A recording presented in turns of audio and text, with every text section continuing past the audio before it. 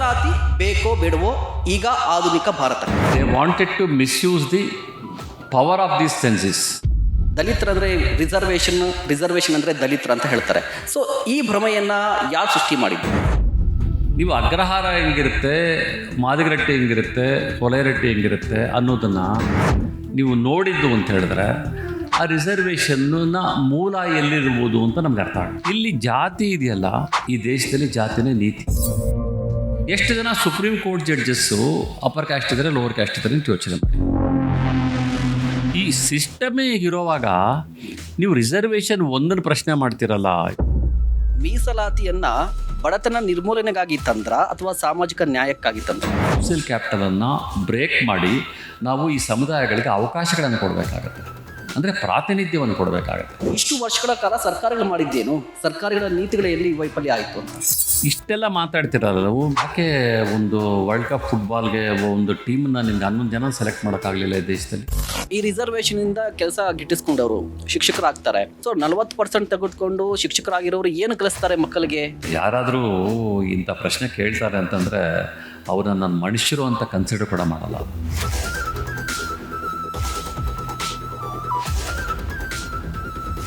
ನಮಸ್ಕಾರ, ನೀವು ನೋಡ್ತಾ ಇದ್ದೀರಾ ಸುಮನ್ ಟಿವಿ ಕನ್ನಡ. ನಾನು ಮಹೇಶ್ ಎಂ ದಂಡು. ವೀಕ್ಷಕರೇ, ಸೋಷಿಯಲ್ ಮೀಡಿಯಾದಲ್ಲಿ ಒಂದು ಚರ್ಚೆ ಆರಂಭ ಆಗಿದೆ ಅಥವಾ ಒಂದು ಚಳುವಳಿಯನ್ನು ಹುಟ್ಟು ಹಾಕಿದ್ದಾರೆ. ಏನು ಚಳುವಳಿ ಅಂತ ಹೇಳಿದರೆ ರಿಸರ್ವೇಷನ್ ಹಟಾವೋ ಆಂದೋಲನ್ ಅಂತ ಹೇಳಿ. ಇದ್ರ ಬಗ್ಗೆ ಸೋಷಿಯಲ್ ಮೀಡಿಯಾದಲ್ಲಿ ಪರ ವಿರೋಧ ಚರ್ಚೆ ಇದ್ದೇ ಇದೆ. ಹಾಗಾದರೆ ಭಾರತ ದೇಶಕ್ಕೆ ಮೀಸಲಾತಿ ಬೇಡವಾ? ಇಷ್ಟಕ್ಕೂ ಮೀಸಲಾತಿ ಇಲ್ಲದ ಭಾರತ ಹೇಗಿರ್ತಾ ಇತ್ತು? ಮೀಸಲಾತಿ ಬೇಕೋ ಬೇಡವೋ ಈಗ ಆಧುನಿಕ ಭಾರತಕ್ಕೆ? ಇದ್ರ ಬಗ್ಗೆ ಮಾತನಾಡಲಿಕ್ಕೆ ನಮ್ಮ ಜೊತೆಯಲ್ಲಿದ್ದಾರೆ ಡಾಕ್ಟರ್ BR ಅಂಬೇಡ್ಕರ್ ಪ್ರಶಸ್ತಿ ಪುರಸ್ಕೃತರು, ಅದೇ ಸಂದರ್ಭದಲ್ಲಿ ಹಿರಿಯ ಲೇಖಕರು, ರಾಜ್ಯ ಕಂಡಂತಹ ಖ್ಯಾತ ವಕೀಲರು, ಸಾಮಾಜಿಕ ಹೋರಾಟಗಾರರು, ಸಾಮಾಜಿಕ ಚಿಂತಕರು ಡಾಕ್ಟರ್ CS ದ್ವಾರಕನಾಥ್ ಅವರು. ಸರ್ ನಮಸ್ತೆ, ಕಾರ್ಯಕ್ರಮಕ್ಕೆ ಸ್ವಾಗತ. ಸರ್, ಸೋಷಿಯಲ್ ಮೀಡಿಯಾದಲ್ಲಿ ಒಂದು ಟ್ರೆಂಡ್ ಶುರುವಾಗಿದೆ, ರಿಸರ್ವೇಷನ್ ಹಟಾವೋ ಆಂದೋಲನ್. First reaction sir? ಇದ್ದಕ್ಕಿದ್ದಂಗೆ ಯಾಕೆ ಇದು ಬಂತು ಅಂತ ನನಗೆ ಆಶ್ಚರ್ಯ ಆಗ್ತಾ ಇತ್ತು. ಇದು ರಿಸರ್ವೇಷನ್ ಇಶ್ಯೂ ಏನೂ ಇಲ್ಲ ಈಗ. ಹೌದು, ರಿಸರ್ವೇಷನ್ ಇಶ್ಯೂನೇ ಇಲ್ಲದೆ ಇರುವಾಗ ಇದ್ದಕ್ಕಿದ್ದಂಗೆ ಇದು ಯಾಕೆ ಬಂತು ಅಂತ. ಯಾವಾಗ ಜಂಜಿಗಳು ಸಕ್ಸಸ್ ಆದರು, ಒಬ್ಬ ಸೆಂಟ್ರಲ್ ಮಿನಿಸ್ಟರ್ನ ಬಲಿ ತಗೊಂಡ್ರು ಅಂತಂದರೆ ರಾಜೀನಾಮೆ ತಗೊಂಡ್ರು. ಆಮೇಲೆ ಅವರು ಕೇಳಿದ್ದೆಲ್ಲ ಸಕ್ಸಸ್ ಆಯಿತು. ಇಡೀ ಸೋಷಿಯಲ್ ಮೀಡಿಯಾ ಅವ್ರ ಪರವಾಗಿ ನಿಂತ್ಕೊಳ್ತು. ಹೌದು, ರಾತ್ರಿ ಹಗಲು ಆ ಹುಡುಗರು ಬೀದಿಯಲ್ಲಿದ್ದರು. ಆ ಹೋರಾಟದ ಹೊಸ ಹಾದಿಗಳನ್ನು ಕಂಡುಕೊಂಡವರು ಹೊಸ ಹಾದಿಗಳೆಲ್ಲ ಮಾಡೋಕ್ಕೆ ಶುರು ಮಾಡಿದ್ರು. ನಾವೆಲ್ಲ ಮಾಡ್ತಾ ಇದ್ದ ಹೋರಾಟಗಳೆಲ್ಲ ಇದ್ವಲ್ಲ, ಆ ಹಾದಿಗಳನ್ನು ಹೊರತುಪಡಿಸಿ ಈಗ ನೀರಿಂದು ಇದು ಏನಂತಾರೆ ಅದನ್ನ, ನೀರು ಹೊಡೆದಾಗ ಪೊಲೀಸರು ಡ್ಯಾನ್ಸ್ ಮಾಡ್ತಾರೆ. ಅದು ಹೋರಾಟದ ಹಾದಿ ಅಲ್ಲ ಅದು. ಹೌದು, ಅದನ್ನೆಲ್ಲ ನೋಡಿದ್ರು, ಸಕ್ಸಸ್ ಆದರು. ಅವ್ರ ವಿರುದ್ಧ ಯಾರಿದ್ರು, ಯಾರವ್ರ ವಿರುದ್ಧ ಹೋರಾಟ ಮಾಡಿದ್ರು, ಅವ್ರಿಗೆ ಆಲೋಚನೆ ಬಂದಿದ್ದೇನು, ಈ ಹುಡುಗರನ್ನ ಏನಾದರೂ ಮಾಡಿ ಮೀಸಲಾತಿ ವಿರುದ್ಧ ಎತ್ಕಟ್ಟಬೇಕು. ಮೀಸಲಾತಿ ವಿರುದ್ಧ ಇವ್ರನ್ನ ಎತ್ಕಟ್ಟಿದ್ದು ಅಂದರೆ ಭಾಳ ಯಶಸ್ವಿ ಆಗುತ್ತೆ. ಈ ಹುಡುಗರಿಗೆ ಗೊತ್ತಾಗಲ್ಲ, ಇವ್ರು ಮೀಸಲಾತಿ ವಿರುದ್ಧ ದೊಡ್ಡ ಆಂದೋಲನ ಬಂದು ಮಾಡಿಬಿಡ್ತಾರೆ, ಮೀಸಲಾತಿ ಹೊರಟೋಗತ್ತೆ. ಆದ್ದರಿಂದ ಮೀಸಲಾತಿ ವಿರುದ್ಧ ಇವ್ರನ್ನ ಎತ್ಕಟ್ಟಬೇಕು ಅಂತ ಈ ಐಡಿಯಾ ಇವತ್ತು ಬಂದಿತ್ತಲ್ಲ. ಆವಾಗ ಮಂಡಲ್ ಕಮಿಷನ್ ರಿಪೋರ್ಟ್ನ ಇಂಪ್ಲಿಮೆಂಟ್ ಮಾಡಬೇಕು ಅಂದಾಗಲೇ ಅಲ್ಲಿರೋ ಮಂಡಲ್ ಕಮಿಷನ್ ರಿಪೋರ್ಟಲ್ಲಿ ಇದ್ದಿದ್ದೇನು, ಹಿಂದುಳಿದ ವರ್ಗಗಳಿಗೆ ಮೀಸಲಾತಿ ಕೊಡಬೇಕು ಅಂತ. ಅಲ್ಲಿ ಎತ್ಕಟ್ಟಿದ್ದ ಯಾರನ್ನ? ಹಿಂದುಳಿದ ವರ್ಗದವನ್ನ. ಹಿಂದುಳಿದ ವರ್ಗಗಳವರೇ ಮಂಡಲ್ ಕಮಿಷನ್ ವಿರುದ್ಧವಾಗಿ ಹೋರಾಟ ಮಾಡಕ್ ಶುರು ಮಾಡಿದ್ರು. ಅವ್ರನ್ನ ಬೀದಿಗೆ ಎತ್ಕಟ್ಟಿದ್ರು, ಆತ್ಮಹತ್ಯೆ ಮಾಡಿಸಿದ್ರು, ಅವ್ರ ಕೈಯಲ್ಲಿ ಎಲ್ಲ ಮಾಡಿಸಿದ್ರು. ಈಗ ಅದೇ ಇಲ್ಲಿ ರಿಪೀಟ್ ಆಗ್ತಾ ಇದೆ ಅಂತ ಅನಿಸ್ತಾ ಇದೆ. ಅಂದ್ರೆ they wanted to misuse the power of this census. ಇವರ ಪವರ್ ಏನಿದೆ, ಈ ಜಂಜಿ ಅಂತ ಏನು ಕರಿತೀವಿ ನಾವು ಯಂಗ್ಸ್ಟರ್ಸ್ನ, ಆ ಪವರನ್ನು ಮಿಸ್ಯೂಸ್ ಮಾಡ್ಕೊಳ್ಳೋಕ್ಕೆ ಸಂಘ ಪರಿವಾರ ಭಾಳ ಸ್ಪಷ್ಟವಾಗಿ ಪ್ರಯತ್ನ ಮಾಡ್ತಾ ಇರೋದು ಇಲ್ಲಿ ಕಾಣಿಸ್ತಾ ಇದೆ. ಮತ್ತು ಈಗ ರಿಸರ್ವೇಷನ್ ಅಂತ ಹೇಳಿದ್ರೆ ಸಾಮಾನ್ಯವಾಗಿ ಎಲ್ಲರ ತಲೆಯಲ್ಲಿ ಬರೋದು ದಲಿತರು ಅಂತ. ದಲಿತರಂದರೆ ರಿಸರ್ವೇಷನ್ ಅಂದರೆ ದಲಿತರು ಅಂತ ಹೇಳ್ತಾರೆ. ಸೊ ಈ ಭ್ರಮೆಯನ್ನು ಯಾರು ಸೃಷ್ಟಿ ಮಾಡಿದ್ದು? ನಿಜವಾಗ್ಲೂ ವಾಸ್ತವವಾಗಿ ಹಾಗೆ ಇದೆಯಾ ಅಂತ? ರಿಸರ್ವೇಷನ್ ಯಾಕೆ ಬಂತು? ಹ್ಞೂ ಯಾಕೆ ಬೇರೆ ದೇಶಗಳ ರಿಸರ್ವೇಷನ್ ಇಲ್ಲ? ಹ್ಞೂ ಯಾಕೆ ಇಂಡಿಯಾ ದೇಶದಲ್ಲಿ ರಿಸರ್ವೇಷನ್ ಬಂತು? ಹ್ಞೂ ಇಲ್ಲಿ ಜಾತಿ ಪದ್ಧತಿ ಇದ್ದಿದ್ದರಿಂದ, ಹ್ಞೂ ಜಾತಿಯ ಅಸಮಾನತೆಗಳು ಇದ್ದಿದ್ದರಿಂದ ಇಲ್ಲಿ ರಿಸರ್ವೇಷನ್ ಬರೋಕ್ಕೆ ಚಾನ್ಸ್ ಆಯಿತು, ಹ್ಞೂ ಅವಕಾಶ ಸಿಕ್ತು. ಓಕೆ. ಫಸ್ಟು ಜಾತಿ ಪದ್ಧತಿ ಬಂತ, ರಿಸರ್ವೇಷನ್ ಬಂತ? ಹ್ಞೂ ಜಾತಿ ಪದ್ಧತಿ ಬಂತು. ಹೌದು. ಜಾತಿ ಪದ್ಧತಿಯಲ್ಲಿ ಕೆಲವು ಜಾತಿಗಳಿಗೆ ಅನುಕೂಲ ಆಗ್ತಾ ಇದೆ, ಕೆಲವು ಜಾತಿಗಳಿಗೆ ಅನಾನುಕೂಲ ಆಗ್ತಾ ಇದೆ. ಆ ಕಾರಣಕ್ಕೋಸ್ಕರ ರಿಸರ್ವೇಷನ್ ತರಬೇಕು ಅಂತ ಬಾಬಾ ಸಾಹೇಬ್ ಅಂಬೇಡ್ಕರ್ ಅವರು ಹೇಳಿದ್ದು. ಹ್ಞೂ ಅಂದರೆ ಒಂದು ಸಮುದಾಯ, ಒಂದು ದೊಡ್ಡ ಸಮುದಾಯ, ಒಂದು ಬಲಿಷ್ಠ ಸಮುದಾಯಕ್ಕೆ ಅದಕ್ಕೊಂದು ಸೋಷಿಯಲ್ ಕ್ಯಾಪಿಟಲ್ ಇರುತ್ತೆ. ಹ್ಞೂ ಅದರ ಜಾತಿನೇ ಅವ್ರ ಸೋಷಿಯಲ್ ಕ್ಯಾಪಿಟಲ್. ಹ್ಞೂ ಉದಾಹರಣೆಗೆ ಇಬ್ಬರು ರಾಜಕಾರಣಿಗಳು ಬರ್ತಾರೆ, ಒಂದೇ ಹಂತದಲ್ಲಿ ಇಬ್ಬರು ರಾಜಕಾರಣಿಗಳು, ಒಬ್ಬ ದಲಿತ ರಾಜಕಾರಣಿ, ಒಬ್ಬ ಅಪ್ಪರ್ ಕ್ಯಾಸ್ಟ್ ರಾಜಕಾರಣಿ ಬರ್ತಾರೆ. ಹ್ಞೂ ಅವರಿಬ್ಬರಲ್ಲಿ ಒಬ್ಬ ಅಪ್ಪರ್ ಕ್ಯಾಸ್ಟ್ ರಾಜಕಾರಣಿ ಇದ್ದಕ್ಕಿದ್ದಂಗೆ ಬೇಲಕ್ಕೆ ಹೋಗ್ತಲೇ ಇರ್ತಾರೆ. ಹ್ಞೂ ದಲಿತ ರಾಜಕಾರಣಿ ಅಷ್ಟೇ ವಯಸ್ಸಿನವನು, ಅಷ್ಟೇ ಎಕ್ಸ್ಪೀರಿಯನ್ಸ್ ಇರೋವನು ಅಲ್ಲೇ ಇರ್ತಾನೆ. ಹ್ಞೂ ಇದಕ್ಕೆ ಕಾರಣ ಏನು? ಹ್ಞೂ ಕಾರಣ ಏನು ಅಂತ ಹೇಳಿದ್ರೆ ಅವ್ರಿಗೆ ಸೋಷಿಯಲ್ ಕ್ಯಾಪಿಟಲ್ ಇದೆ.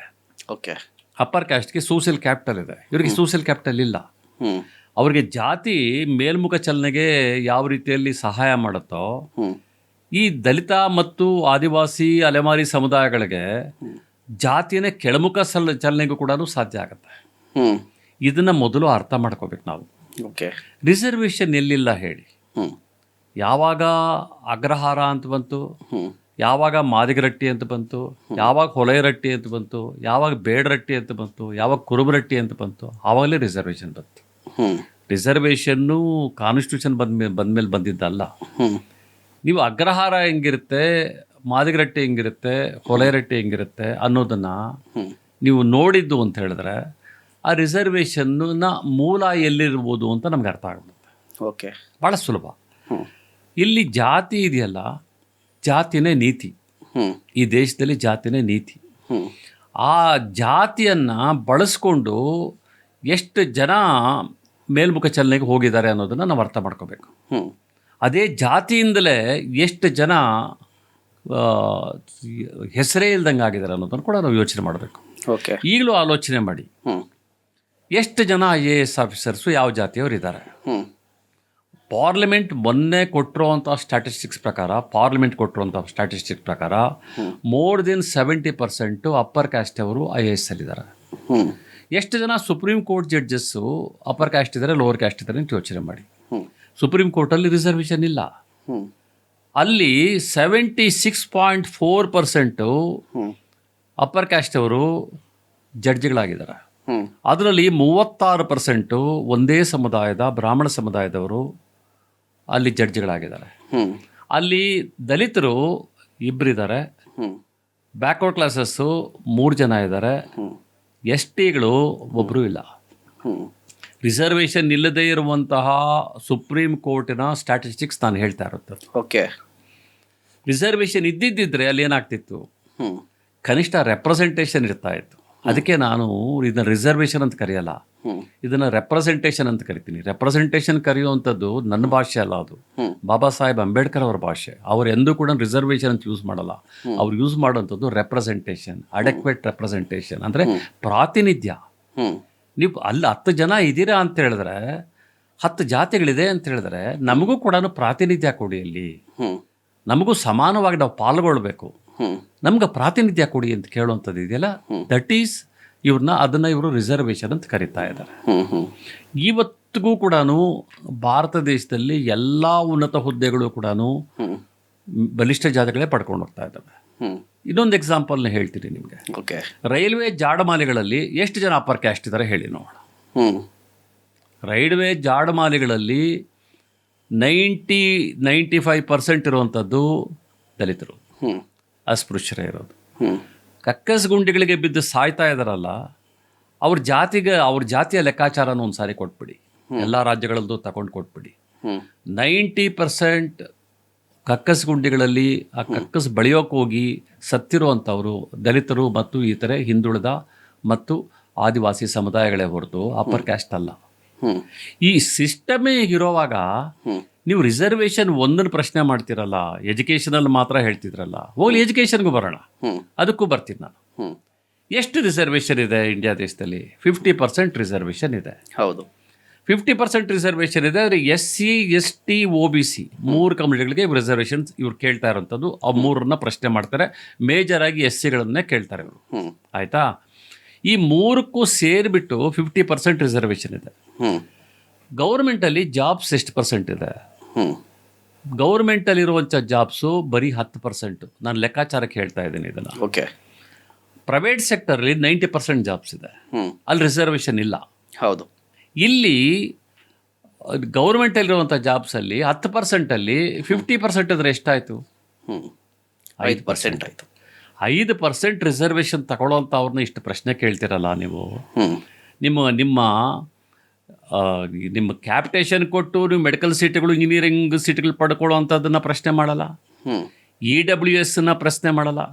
ಎಕನಾಮಿಕಲಿ ವೀಕರ್ ಸೆಕ್ಷನ್ಸ್ಗೆ 3% ಜನಕ್ಕೆ 10% ರಿಸರ್ವೇಷನ್ ಕೊಟ್ಟಿದ್ದಾರೆ. ನಾನು ಅಲ್ಲಿಗೆ ಬರ್ತೀನಿ ಸರ್, ಅದನ್ನ ಪ್ರಶ್ನೆ ಮಾಡಲ್ಲ. ನೀವು ಬರೀ 10% ರಿಸರ್ವೇಷನ್, ಸರ್ಕಾರಿ ಉದ್ಯೋಗ ಇರೋದೇ 10% ಅಂತ ಇಟ್ಕೋಣ. 10% ಕೂಡ ಇಲ್ಲ, ಇನ್ನೂ ಕಡಿಮೆ ಇದೆ. ನಾನು ಲೆಕ್ಕಾಚಾರಕ್ಕೋಸ್ಕರ 10% ಹೇಳ್ತಾ ಇದ್ದೀನಿ. ಅದರಲ್ಲಿ 5% ಇರೋವಂಥವ್ರನ್ನ ನೀವು ಪ್ರಶ್ನೆ ಮಾಡ್ತಾ ಇದ್ದೀರಲ್ಲ. 5% ಅಲ್ಲಿ ತಗೊಳ್ತಾ ಇರೋಂಥವ್ರನ್ನ ಇನ್ನು 50% ನೀವೇ ತಗೊಳ್ತಾ ಇದ್ದೀರಲ್ಲ. ಇನ್ನು 95% ನೀವೇ ತಗೊಂಡ್ರಲ್ಲ. ಹಂಗಾದ್ರೆ 90% ನೀವೇ ತಗೊಳ್ತೀರಿ ಜನರಲಲ್ಲಿ, ಮತ್ತೆ 5% ಇಲ್ಲಿ ಕೂಡ ನೀವೇ ತಗೊಳ್ತೀರಿ. 5% ಅವ್ರಿಗೆ ರಿಸರ್ವೇಷನ್ ಸಿಗ್ತಾ ಇರುತ್ತೆ. ಅದು ನಿಮ್ಮ ಕಣ್ಣು ಕೆಂಪಗಾದ್ರೆ ಹೆಂಗೆ? ಆ ರಿಸರ್ವೇಷನ್ ಕೊಡ್ಲಿಕ್ಕೂ ಕೂಡ SC ST ಹೇಳ್ತಾ ಇದ್ದೀರಿ. SCಗಳಿಗೆ ರಿಸರ್ವೇಷನ್ ಎಷ್ಟಿದೆ ಕರ್ನಾಟಕದಲ್ಲಿ? 15% ಇದೆ. STಗಳಿಗೆ ಎಷ್ಟಿದೆ? 3% ಇದೆ. OBCಗಳಿಗೆ ಎಷ್ಟಿದೆ? 32% ಇದೆ. ಹೌದು. OBCಗಳಿವತ್ತು SC ರಿಸರ್ವೇಷನ್ ಬಗ್ಗೆ ಮಾತಾಡ್ತಾರೆ ಅಂತಂದ್ರೆ ಅದು ಅವ್ರ ಆತ್ಮವಂಚನೆ ಅಲ್ವಾ? ಹೌದು. OBCಗಳು ಮಾತಾಡ್ಬೋದಾ SC ರಿಸರ್ವೇಷನ್ ಬಗ್ಗೆ? ಬರೀ ಅವ್ರು 18% ತಗೊಳ್ತಾ ಇದ್ದಾರೆ. SC ST ಸೇರಿದ್ದೆ. ನೀವು ತಗೊಳ್ದಿರೋದು 32%. 32% ತಗೊಳ್ಳೋಂಥವ್ರು SC STನ ನೀವು ರಿಸರ್ವೇಷನ್ ತಗೊಳ್ತಿದ್ರಿ ಅಂತ ಕೇಳೋಂಥ ತಪ್ಪಲ್ವಾ? ಅಂದರೆ ಇದನ್ನ ಅಪ್ಪರ್ ಕ್ಯಾಸ್ಟು ಅಥವಾ ಸಂಘ ಪರಿವಾರ ಇವ್ರನ್ನ ಎತ್ಕಟ್ಟಿದ್ರೆ ಇವ್ರಿಗೆ ಜ್ಞಾನ ಬೇಡವಾ? OBCಗಳಿಗೆ ಇವ್ರು ಪ್ರಜ್ಞೆ ಇಟ್ಕೊಂಡು ಮಾತಾಡಬೇಕಲ್ಲ, ಅರಿವಿಟ್ಕೊಂಡು ಮಾತಾಡಬೇಕಲ್ಲ. ಇದನ್ನು ಇದು ಸಮಸ್ಯೆ ಆಗ್ತಾ ಇರೋದು. ಯಾಕಂದರೆ ಅವ್ರು ಎತ್ಕಟ್ತಾ ಇರೋಂಥದ್ದು OBCಗಳಲ್ಲ. ಆ OBCಗಳಿಗೆ ಪ್ರಜ್ಞೆ ಬರಬೇಕು. ನಾವು ಇಷ್ಟು % ರಿಸರ್ವೇಷನ್ ತಗೊಳ್ತಾ ಇದ್ವಿ, ಅವ್ರು ಬರೀ 5% ಸಿಗ್ತಾ ಇದೆ, 18% ಇಬ್ರಿಗೂ ಸೇರಿ ಸಿಗ್ತಾ ಇದೆ. ಹಿಂಗಿರುವಾಗ ನಾವು ಕೇಳೋಂಥ ತಪ್ಪು ಅನ್ನೋದು ಅವ್ರಿಗೆ ಅರ್ಥ ಆಗಬೇಕು. EWS ಅಲ್ಲಿ ಬರೀ 3% ಜನ 10% ತಗೊಳ್ತಾ ಇದ್ದಾರೆ. ಆಮೇಲೆ ಈಗ ಕ್ಯಾಪಿಟೇಷನ್ ಇದೆಯಲ್ಲ, ನಿಮಗೆ ಮ್ಯಾನೇಜ್ಮೆಂಟ್ ಸೀಟ್ಸ್ ಅಂತ ಇದೆಯಲ್ಲ, ಮ್ಯಾನೇಜ್ಮೆಂಟ್ ಸೀಟ್ಸ್ ಬಗ್ಗೆ ಯಾರು ಮಾತಾಡೋದೇ ಇಲ್ವಲ್ಲ. ಇವತ್ತು ಎಷ್ಟು ಕಾಲೇಜುಗಳಿದ್ದಾವೆ? ಗೌರ್ಮೆಂಟ್ ಕಾಲೇಜುಗಳು, ಮೆಡಿಕಲ್ ಕಾಲೇಜುಗಳು 1-2 ಇದ್ದಾವೆ. ಪ್ರೈವೇಟ್ ಮೆಡಿಕಲ್ ಕಾಲೇಜುಗಳು ಎಷ್ಟಿದ್ದಾವೆ? ಬೇಕಾದಷ್ಟಿದ್ದಾವೆ. ಒಂದೊಂದು ಮಠಕ್ಕೂ ಒಂದೊಂದು ಕಾಲೇಜ್ ಇದ್ದಾವೆ. ಅವೆಲ್ಲ ಕೂಡ ದೊಡ್ಡ ಜಾತಿಗಳು ಮಾಡಿಕೊಟ್ಟಿರೋಂಥ ಮಠಗಳು ಇದ್ದಾವೆ. ಅಲ್ಲೆಲ್ಲ ರಿಸರ್ವೇಷನ್ ಇಲ್ವಲ್ಲ. ಅದ್ರ ಬಗ್ಗೆ ಯಾಕೆ ಮಾತಾಡಲ್ಲ ನೀವು? ಅವ್ರಿಗೆ ಏನು ಡೀಮ್ಡ್ ಯೂನಿವರ್ಸಿಟಿ ಅಂತ ಮಾಡ್ಕೊಂಡ್ಬಿಡ್ತಾರೆ. ಡೀಮ್ಡ್ ಯೂನಿವರ್ಸಿಟಿ ಅಂತ ಮಾಡ್ಕೊಂಡ್ಬಿಟ್ಟು ನಮ್ಮ ನೆಲ, ನಮ್ಮ ನೀರು, ಅವ್ರಿಗೇನಾದರೂ ಅಲ್ಲಿ ಗಲಾಟೆ ಪ್ರೊಟೆಕ್ಷನ್ ಕೊಡೋದು ನಮ್ಮ ಪೊಲೀಸರು. ಹೌದು. ಎಲ್ಲವೂ ನಮ್ಮದೇ. ಯೂನಿವರ್ಸಿಟಿ ಡೀಮ್ಡ್ ಯೂನಿವರ್ಸಿಟಿನಂತೆ, ಅಲ್ಲಿ ರಿಸರ್ವೇಷನ್ ಇಲ್ವಂತ. ಇದು ಯಾವ ನ್ಯಾಯ ಇದು? ಓಕೆ. ಮತ್ತು ನೀವು ಆಗಲೇ ಹೇಳ್ತಾ ಇದ್ರಿ, ಈಗ ಸುಪ್ರೀಂ ಕೋರ್ಟ್ ನ್ಯಾಯಾಧೀಶರ ವಿಚಾರಕ್ಕೆ ಸಂಬಂಧಪಟ್ಟಂತೆ ಅಲ್ಲಿ ಮೀಸಲಾತಿ ಇಲ್ಲ ಅಂತ ಹೇಳಿ. ಬಟ್ ಇಲ್ಲೊಂದು ವಾದ ಬರುತ್ತೆ, ಅವರು ನ್ಯಾಯಾಧೀಶರು ಯಾಕೆ ಒಂದೇ ಕಮ್ಯುನಿಟಿ ಅವ್ರು ಆಗ್ತಾ ಇಲ್ಲ, ಬೇರೆ ಕಮ್ಯುನಿಟಿ ಯಾಕೆ ಆಗ್ತಿಲ್ಲ ಅಂತ ಹೇಳಿದ್ರೆ ಇದು ಮೆರಿಟ್ ಅಂತ ಬರುತ್ತದೆ. ಅರ್ಹತೆಯನ್ನು ಗಳಿಸ್ಕೋತಾ ಇಲ್ಲ. ಸೊ ಮೆರಿಟ್ ಇದ್ದರೆ ಇವ್ರಿಗೆ ಮೆರಿಟ್ ಇಲ್ಲದ ಕಾರಣಕ್ಕಾಗಿ ಬರ್ತಾ ಇಲ್ಲ, ಅರ್ಹತೆಯನ್ನು ಗಳಿಸ್ಕೋಬೇಕಾಗಿರುವಂಥದ್ದು ಅಂತ ಹೇಳ್ತಾರೆ. ಅರ್ಹತೆ ಅಂದರೆ ಏನು? ಮೆರಿಟ್ ಅಂದರೆ ಏನು? ನನ್ನ ಮೂಲಭೂತ ಪ್ರಶ್ನೆ ಮೆರಿಟ್ ಅಂತ ಕೇಳ್ತಿದ್ದೀರಲ್ಲ, ಏನಂಗಂದ್ರೆ ಒಬ್ಬ ಕುಂಬಾರ ಮಡಿಕೆ ಮಾಡೋದು ಮೆರಿಟ್ ಅಲ್ವಾ? ನಾನು ನಿಮಗೆ ಒಂದು ಗಾಡಿ ಮಣ್ಣು ತಂದು ಕೊಡ್ತೀನಪ್ಪ ಎಲ್ಲ ಮೆರಿಟ್ ಸ್ಟೂಡೆಂಟ್ಸ್ಗೆ, ಒಂದು ಮಡಿಕೆ ಮಾಡಿಕೊಡ್ಲಿ ನೋಡೋಣ. ಒಬ್ಬ ನೇಕಾರ ಬಟ್ಟೆ ಇದನ್ನು ನೂಲ್ತಾನಲ್ಲ, ಅದು ಮೆರಿಟ್ ಅಲ್ವಾ? ಒಬ್ಬ ಕುರುಬ ಕಂಬಳಿ ನೇಯ್ತಾನಲ್ಲ, ಅದು ಮೆರಿಟ್ ಅಲ್ವಾ? ಒಬ್ಬ ಕಟಕ ಎಷ್ಟು ಚೆನ್ನಾಗಿ ಕುರಿನ ಕೊಯ್ತಾನೆ, ಕೋಳಿನ ಕೊಯ್ತಾನೆ, ಅದರ ಭಾಗಗಳನ್ನು ಎಷ್ಟು ಚೆನ್ನಾಗಿ ವಿಂಗಡಿಸ್ತಾನೆ, ಇದು ಮಾಡ್ತಾನೆ, ಅದು ಅನಾಟಮಿ ಅಲ್ವಾ? ಒಬ್ಬ ಮೆಟಲರ್ಜಿಕಲ್ ಇಂಜಿನಿಯರಿಂಗ್ ಅಂತ ಮಾತಾಡ್ತೀರಿ ನೀವು. ಮೆಟಲರ್ಜಿಕಲ್ ಇಂಜಿನಿಯರಿಂಗ್ ಅಂತ ಹೇಳಿದ್ರೆ ಏನು? ಒಬ್ಬ ಕಮ್ಮಾರ ಅವನು ಕಬ್ಬಣ ಇಟ್ಕೊಂಡು ಆ ಕಬ್ಬಣನ ನೀವು ಮುಟ್ಲಿಕ್ಕೂ ಆಗಲ್ಲ ಅಂತ ಕಬ್ಬಣನ ಮೇಣದ ಥರ ಹೆಂಗೆ ಬೇಕೋ ಹಂಗೆ ಮಾಡಿ ಕೊಡ್ತಾನಲ್ಲ, ಅದು ಮೆರಿಟ್ ಅಲ್ವಾ? ಮೆರಿಟ್ ಅಂದರೆ ನೀವು ಬರೀ ಶಾಲೆಯಲ್ಲಿ ಊರು ಹೊಡೆದು ಅದನ್ನು ಎಕ್ಸಾಮಿನೇಷನಲ್ಲಿ ವಾಂತಿ ಮಾಡಿ ಇಷ್ಟು ಚೆನ್ನಾಗಿ ವಾಂತಿ ಮಾಡಿದ್ದೀವಿ ನಾವು ಮಾರ್ಕ್ಸ್ ಕೊಡಿ ತಗೊಂಡ್ರದ ಮೆರಿಟ್. ಇದಲ್ವ ಮೆರಿಟ್ ಅಲ್ವಾ ಇದೆಲ್ಲ? ನೀವು ಮೆರಿಟ್ ಅಂತಂದ್ರೆ ಏನಂತ ತಿಳ್ಕೊಂಡಿದ್ದೀರಿ? ಬೆಳಿಗ್ಗೆ ಎದ್ದು ಒಬ್ಬ ದಲಿತನ ಮಗ ಅವನು ಅಲ್ಲಿ ಕಸ ಹೊಡಿಬೇಕು, ಎತ್ತುಗಳ ಹತ್ರ ಎಮ್ಮೆಗಳ ಹತ್ರ ಕ್ಲೀನ್ ಮಾಡಬೇಕು, ಆ ಕೆಲಸ ಮಾಡೋನು. ಬೆಳಗ್ಗೆ ಇನ್ನೊಬ್ಬ ಬೆಳಗ್ಗೆ ಎದ್ದಿದ್ದೆ ಗಾಯತ್ರಿ ಮಂತ್ರ ಮಾಡೋವಂಥವನು, ಅವನಿಗೆ ಬ್ರೈನ್ಗೆ ಎಕ್ಸಸೈಸ್ ಸಿಗುತ್ತೆ, ಇವನು ಫಿಸಿಕಲ್ ಎಕ್ಸಸೈಸ್ ಮಾಡ್ತಾ ಇರ್ತಾನೆ.